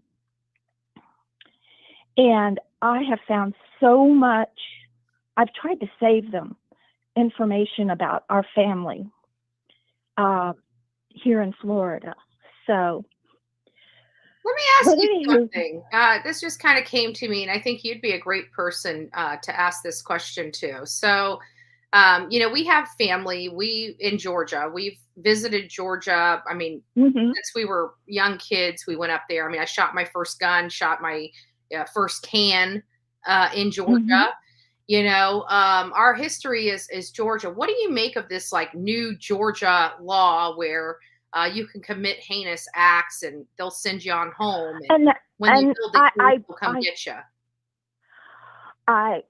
Well, I don't want to get political, but it's basically it's a liberalist state right now, and do you think it's because of the I think it's because of the liberalist situation that law enforcement doesn't want to take anything to court or before a district attorney until they have all the charges, because it will be kicked out, sent home, no bail, no nothing, that kind of situation. But even with Leilani Simon, though, he only charged her with one crime. And when it went to the state attorney, she added a 19-count indictment. Yes, that's what the district attorneys are supposed to do. They're supposed to review all of the evidence and then revise the charges. But the sheriff, just to get the gal in jail for good, probably charged her with first-degree murder and probably desecration of a dead body. But then the district attorney, that's their job, is to review all of the evidence and then finalize the charges. But doesn't that go against, if they've got to do the case and they've got to do all this investigation, why would they send somebody home that they know that has committed a crime and could literally flee if they so chose? I mean, to me it feels like they've taken the power away from the victim and given it to the criminal in Georgia. Well, they should have put an anklet on her, that's for sure. Right. They should have put an anklet on her. They didn't even know where she was. If it wasn't for us being out there in Tybee Island and seeing her with yet another small child, my blood was boiling over to see. Well, I know you were so stupid to bring a little child around her when she is accused of killing a little child. But that neighborhood had their own police. In other words, it wasn't the sheriff's office. it was that local police. That's what it's which like was, for the Trenton case too. They have all their stuff screwed up in Georgia. They got city police doing county work. They don't even have their county sheriffs doing investigations now. They're just to house the inmates. Like I'm so confused as to what's going on in Georgia. well, wait till you go to Louisiana. Oh, jeez. All the little parishes have their own police, but I tell you what, they're good. Yeah. They are good. But there's a sergeant. Her name is Sergeant Green in Lafayette. She's in the Lafayette Police Department. I just love her to death. And she's real close to your sister. And I keep saying we're going to go to lunch. And she keeps saying, I'll go to lunch with you. Just give me a call. And every time I go to Lafayette, it's something else. I can't go. Right. So last time I was there, she was on vacation. So, but anyways, gotcha. I just love, I'm like you. Give them some love. Okay. They do a hard job. Yeah. And even the beat cops and the investigators in these counties that don't arrest people and let them go home while they do an investigation, craziest crap I've ever heard. Even those, I don't blame them. I blame top brass. Because I know law enforcement officers want to arrest the bad guys. That's what they want to do. And it's the top brass that's preventing them. Well, I'll give you a situation. The first time, this is how your sister met Sergeant Green. The first week she was there, she had to cover a shooting, her first shooting. Mm-hmm. And it was a young boy. He was 17 years old on a bicycle. And he was shot. And one of the first responder officers was Sergeant Green's daughter. Mm-hmm. And it happened to be on one of those cop shows. They covered it. And the poor kid, they showed his bicycle, and he was in between two houses because he was trying to get cover, right? Right. And it went through his chest, and it was a drive-by. And that's what they have a lot of in Louisiana, or these drive-bys. You talk about gangs. Oh, my goodness. But that was her first case. And for me to watch it on TV as not a cops, but one of those police shows, mm-hmm. but watching how the officers tried to save him, all of the efforts they gave to save this young man, mm-hmm. it was amazing. And that case is how your sister met Sergeant Green, because she went to the police office, the police department, to interview her on the case. Yeah. So it's odd. It's just how indifferent the children are. Mm-hmm. That's the only thing I can't understand is there is, and it's like the judge said that sentenced these three young men. He told them, I do not understand, and I pray before you die of old age in prison, and that you understand the importance of life, and understand the life you snuffed out, the possibilities of that person. That person never got to go to college, never got to be a parent, never got to fulfill what they were destined for, right. And that's how I believe. But the children today have such an indifference.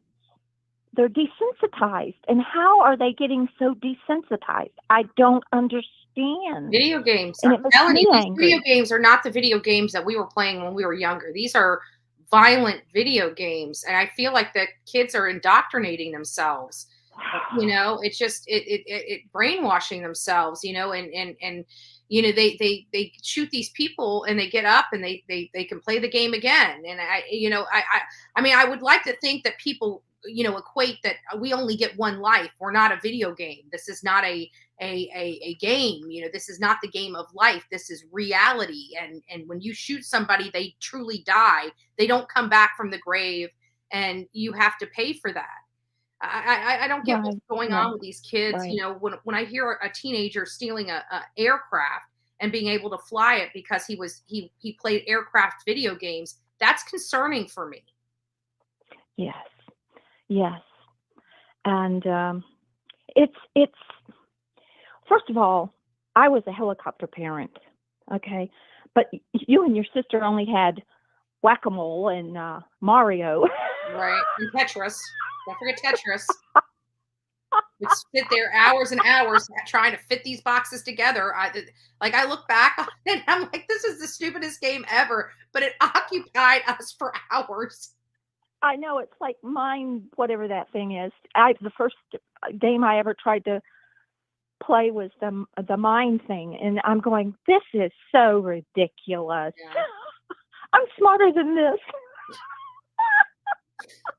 Yeah, Angela was into the Mario Karts, and I got into the Mario Brothers, and I got into it after she did, but I wasn't. It was at least a little more fun. But anyways, Mom, let me go ahead. I got to wrap up my live. Okay. And All I got to right. get an oil I change. just wanted to put some levity into the situation. Yeah, well, did you get to meet the sheriff? I didn't stop by the sheriff's office. By the time I was done out there, they've got like 3 substations, and I'm like, I just need to call them. But I'm going to be going from Savannah, Georgia, so I'll probably swing back through there to do some more footage of some of the area out there, because it really does break up the trip, which is nice. So I'll probably do that, but we'll see. Marion County is only like 2.5 hours away from here, so if I've got to make another trip out there, I will. I know. It's just above Gainesville. Yeah. All right, baby. All right. I love you. I love you. Bye-bye. Everyone, I love you. All right, Mama. Bye-bye. Bye-bye. All right. That's the last call. Ending with Mama Bullhorn. Wonderful lady that she is. We appreciate everybody that participated in the phone calls. Thank you guys for that. But it has been... this case is interesting. It has my curiosity sparked. I definitely wasn't expecting, this to kind of come up, where we're finding out that all 6 of these kids were involved in criminal activity, and 3 turned on the other 3. And, I'm just curious as to why the 17-year-old boy hasn't been publicly identified, but the other 2 girls have. I'd like to know who that boy is and why everybody else but this boy is being publicized. I don't think that there should be 2 standards in this world. So unless it's short of them saying that the parents, adamantly demand that their kids or, whatever. And I don't even know if they can. But I'm curious who the third victim is. So I'm going to be working on trying to identify the third person that was a victim here. And again, my heart bleeds for these families. I can't even imagine waking up to the nightmare that they're waking up to, and that's truly coming from my heart. But these kids, I have to be honest with my audience, despite popularity, right? And the reality of it, this day, it appears that all these kids were involved in criminal activity, and they were all involved with criminal activity together. And for whatever reason, something happened, and there was some trust issues there that resulted in 3 of them losing their life. And that's kind of where this entire case is at right now. Just sad. We've covered, again, Trenton's case, again, very sad. And I was right before Mama Bullhorn came on, and we were talking about, I think the reason why it's so hard out there in Glenn County is because it was just a few short years ago that Glenn County did not want to arrest a white man that had chased a black man down on video, gunned him down. He was doing nothing wrong except exercising like he did every single day. And the cops sat on that video until somebody leaked it. And when it was leaked, the state stepped in and took that case from that county because it was corrupt. And now we're hearing that law enforcement, and I want to make sure that we're very clear on this. At first, when I was getting into this case, I'm thinking law enforcement is dragging their butt on these arrests, which I still believe that. But I think that got misconstrued with what I'm saying related to the work they did. We got record requests back. I now know with 100% certainty the night Trent was at the hospital, they had a crime scene unit and a warrant to search the Strother house there on Kilgriff Street or road or drive or whatever boulevard. I can't remember the suffix, but the bottom line is they were there. So that kind of burns my grits even more to know that they have all this additional evidence from that night. So they would have been able to I doubt the kids cleaned up the tape that he was duct taped with, the funnel, the vodka. They were there at the house and had the crime lab there. Ahmed Aubrey is the one that was gunned down in the street. So that was the case. And it was Aubrey's family that actually set up the protest out there on St. Simon's Island. And God bless those beautiful people in Aubrey's family for standing up. I doubt they knew this boy personally, but God bless them. That's what I'm talking about. Citizens standing up and speaking up, and those women did it beautifully. And, when it comes to things like this, we want to, help. That's really what we want to do. I want to bring eyes on it.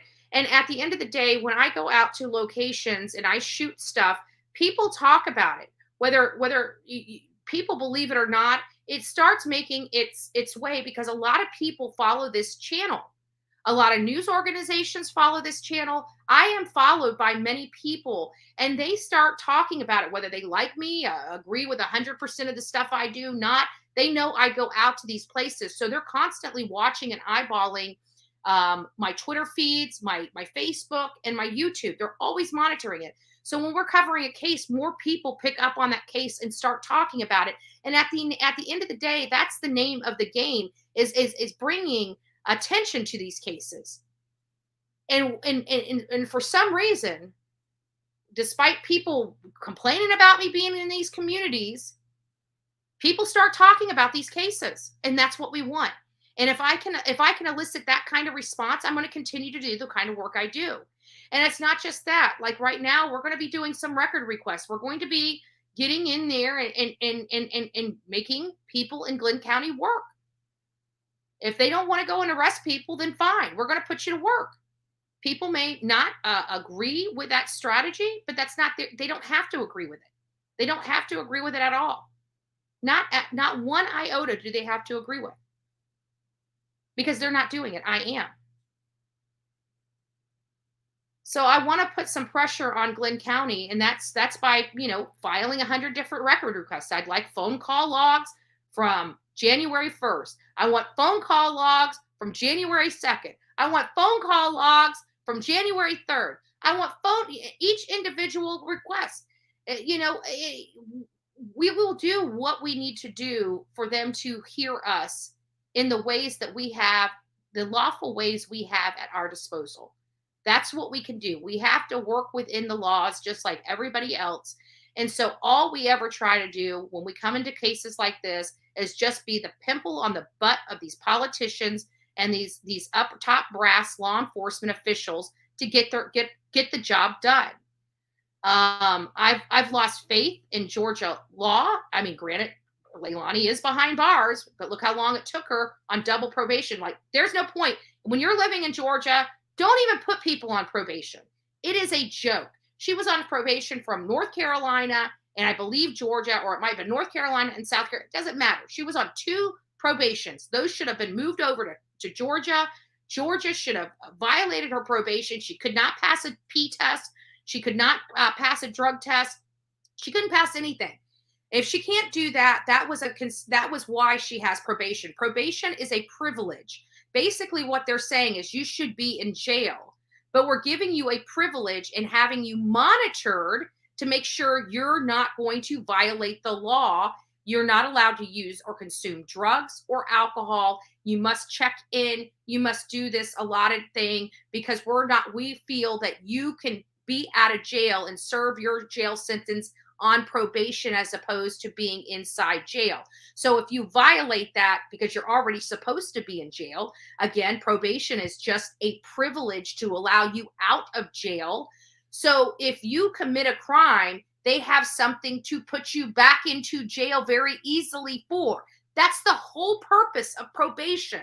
And you've got a woman that killed her kid, dumped her kid like garbage, and you've got 2 or 3 weeks later, an army out in the landfill looking for your son. I'm sorry, it shouldn't take them finding your son before you get put in jail. They should have pulled you for that violation of probation and put you and housed you in that jail until they had the body to charge you with the crime. Because you're already on probation. You're already supposed to be in jail. It's an easy tool. They failed to do that. That's what enraged me. They failed to do that. And even out of No Charge Hadley's own mouth, they had plenty of evidence to arrest her before they found his body. He said that in a statement because he said, we're thankful we found him, but we didn't need him. And that was the point I was trying to make when I was out there. Arrest her and put her in jail. You have enough evidence to put her in jail today. They didn't need to wait for him. They chose to wait for him before they put her behind bars. That was a poor decision because she left a lot of people vulnerable to that crazy woman. And this is the same way with these kids. You know, they have enough evidence. Let's think about that. There was a limited amount of people in that house on that Strother house on Kilgriff. There was a limited amount of, they had very, you know, they already had the crime scene unit there. They already had the warrant to collect evidence. They have all these affidavits from all the people that were there. They've already, you know, signed subpoenas and already have those records. We looked at the records in Coburgers. We see the turnaround time for these types of records from the phone companies, and they're turned around fairly quickly. So what gives here? Why are these kids not in jail yet? They have all the evidence. They have all the evidence. And when we find out, when they finally do make an arrest, we're going to find out, just like with No Charge Hadley, they had plenty of evidence to arrest them today. Today, on April 13th, 2023, I believe Glenn County law enforcement has enough evidence to arrest these people that committed. Let's talk about the crimes they committed. He went to a house voluntarily. He was not able to leave that house voluntarily. He was kidnapped. If you really want to break down what the law is, let's talk about kidnap. What is kidnap? Let me see. Let's see. Law definition. Kidnap. It says a crime at common law consistent of unlawful restraint of a person's liberty by force or show of force so as to send the victim into another country or other things like that. Under modern law, this crime is usually found where a victim is taken to another location or concealed. But that is not the definition. The definition is a crime at common law consisting of an unlawful restraint of a person's liberty by force. So with that standard, I would think that taping a person to the chair so they are unable to leave. Let's see what holding a person against their will.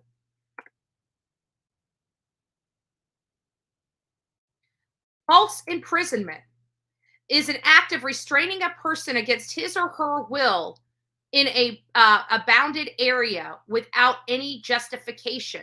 So now you have kidnapping and false imprisonment. In addition to aggravated battery.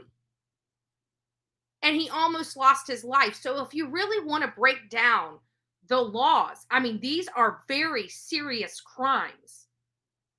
And this idea that they're going to sit and talk behind the, you know, and I can hear it now. These kids come from a good family, you know, we don't want to ruin the rest of their lives. This was just a silly mistake that went too far. And that's not my problem. They committed some really, really significant crimes where boys would just be boys. There's a lot of boys all over this country that don't kidnap and falsely imprison somebody and then take tubes and shovel vodka and antidepressants down somebody's throat so that they are on their deathbed. This is not a joke. This is not a laughing matter. These are serious crimes that these kids committed against another person. This is no laughing matter for me. I would have no problem enforcing the law as it's written, because it's supposed to be enforced equally to everyone. And if you would charge somebody with those types of crimes in one case, you need to be charging those types of crimes in an equally disgusting and disturbing case where those crimes have arise. This two-tier justice system is causing me heartburn in Georgia, and I want to get to the bottom as to what is creating this type of environment where criminals are literally told to go home while they complete investigations. I have never heard such absurdity in my life. People all over the country get arrested for a simple affidavit being signed, whether true or untrue, and they've got at least 7 of those signs by the kids in the house, and God knows who else. So what's the problem here? What's the problem here? Anyways, those are my thoughts on the cases that we are covering. We do have some updates that I'm not going to go through right now. Even on Maddie, we started covering Maddie's case. Her husband has made a statement basically saying he hasn't done anything with her. You've got it wrong.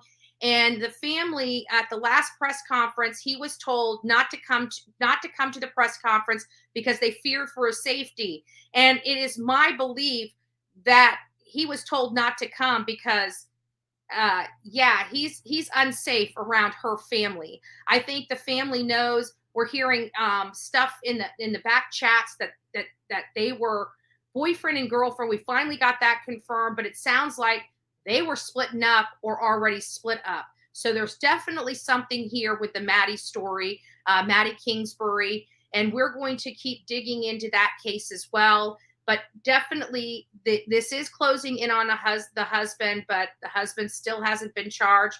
I still believe that he is the primary person of interest, and law enforcement has said that they're confident that they're going to bring Maddie home.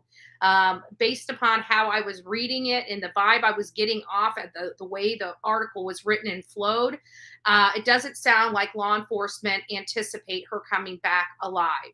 So I would think, since that's kind of the way this article, even though they did not say that, I am reading between the lines. That's my theory and my the way my brain's process. This is no longer a criminal investigation. This has now moved into a homicide investigation, and we're going to be seeing all the stuff that comes into a homicide investigation where law enforcement is really going to hold information close to their chest. They're not going to be as forthcoming. You're probably going to see very limited or light press conferences or updates unless something significant happens in the case that they can share with us. These are all what I kind of expect to start seeing happening if they haven't already started in the Maddie Kingsbury case. So I am monitoring that. We are monitoring Trenton's case, and we are monitoring these young teens out in northern Florida in Marion County's case as well. And we will continue to keep you guys updated on the other cases that are active but kind of stalled. I know we haven't really watched a whole lot of Letitia Stout. I'm going to try to get that up and running so we can watch that start watching that in an hour. While we're watching that, I'm going to leave. I will be monitoring the chat and everything on my phone, but I am going to leave and get my oil changed so I can make it back to Savannah, Georgia in the morning. So we're there in the afternoon for Leilani Simon's hearing. This is a very significant hearing in the case. I'm very interested into the legal strategy and legal arguments that both prosecution as well as defense are going to argue. And as soon as I get the video, I'll try to get that updated to you and out to you just as soon as possible. But my internet in that area kind of stinks a little bit. So, but I will try to get you that just as soon as humanly possible. We have to follow the court's rulings. We have to follow the procedure of the court. And so if she rules that this can't be recorded, we might be able to get audio, but if she rules that it's not going to be audio or recorded, I will make sure I have a piece of paper to take copious notes so I can go live and explain to you guys what happened at those proceedings. So I will be in touch with you guys tomorrow. We will be live for a little bit out in front of the Savannah courthouse, as we always do before her hearing. And then I'll drop my stuff back off to the car and make my way in to the hearing. So I am present for that. So that's kind of the plans for this week. Saturday, we'll do a live first thing in the morning. I've got to keep it directly to 2 hours because I have an engagement with my BFF. I've got to help her with something. And then Sunday is going to be my day off. If I'm live, it's because I miss you guys. And even if I'm not live, I still miss you guys. But it just means I am really exhausted and need to get stuff done around the house. I still have to get the office put back together. Remember, I still have to go find a dolly because the Turtle King's out of commission. I'm just joking. All right. Turtle King's not out of commission. He just doesn't roll furniture around a room very good. And if I did call that dolly, it'd probably take 6 days to see him to move the room. And I don't have 6 days to wait. I got to do it. No. We love Dolly. Great guy. We love all of our friends. I know that right now people are there's been a lot of fighting back and forth. We're staying out of it. I know not all of my audience likes one creator or another creator.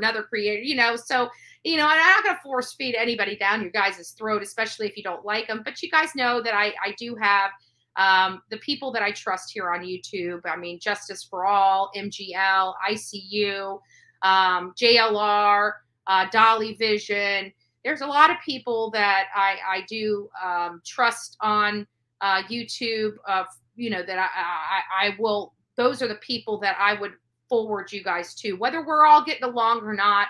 At the end of the day, those are the people that I trust here because I've worked with them. I know I know their level of integrity, and I know some people may not like MGL or may not like Justice for All, may not like Dolly, may not like me.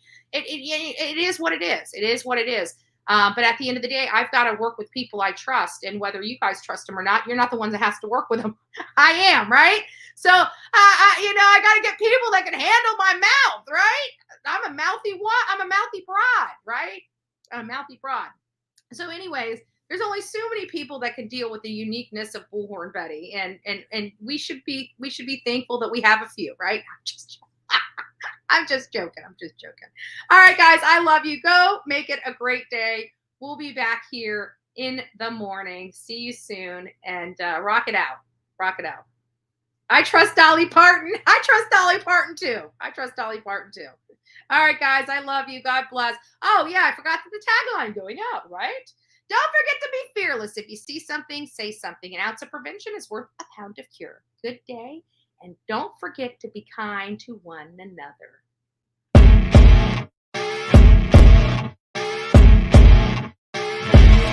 As you wake up in the morning, you want to find the latest, greatest information about criminal cases and have an intuitive conversation about the suspects associated with these cases.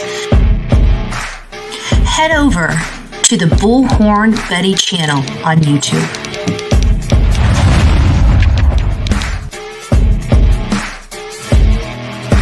Get breaking news right here on the Bullhorn Betty channel. Welcome to the Bullhorn Betty Coffee Club. Enjoy your stay and enjoy your day.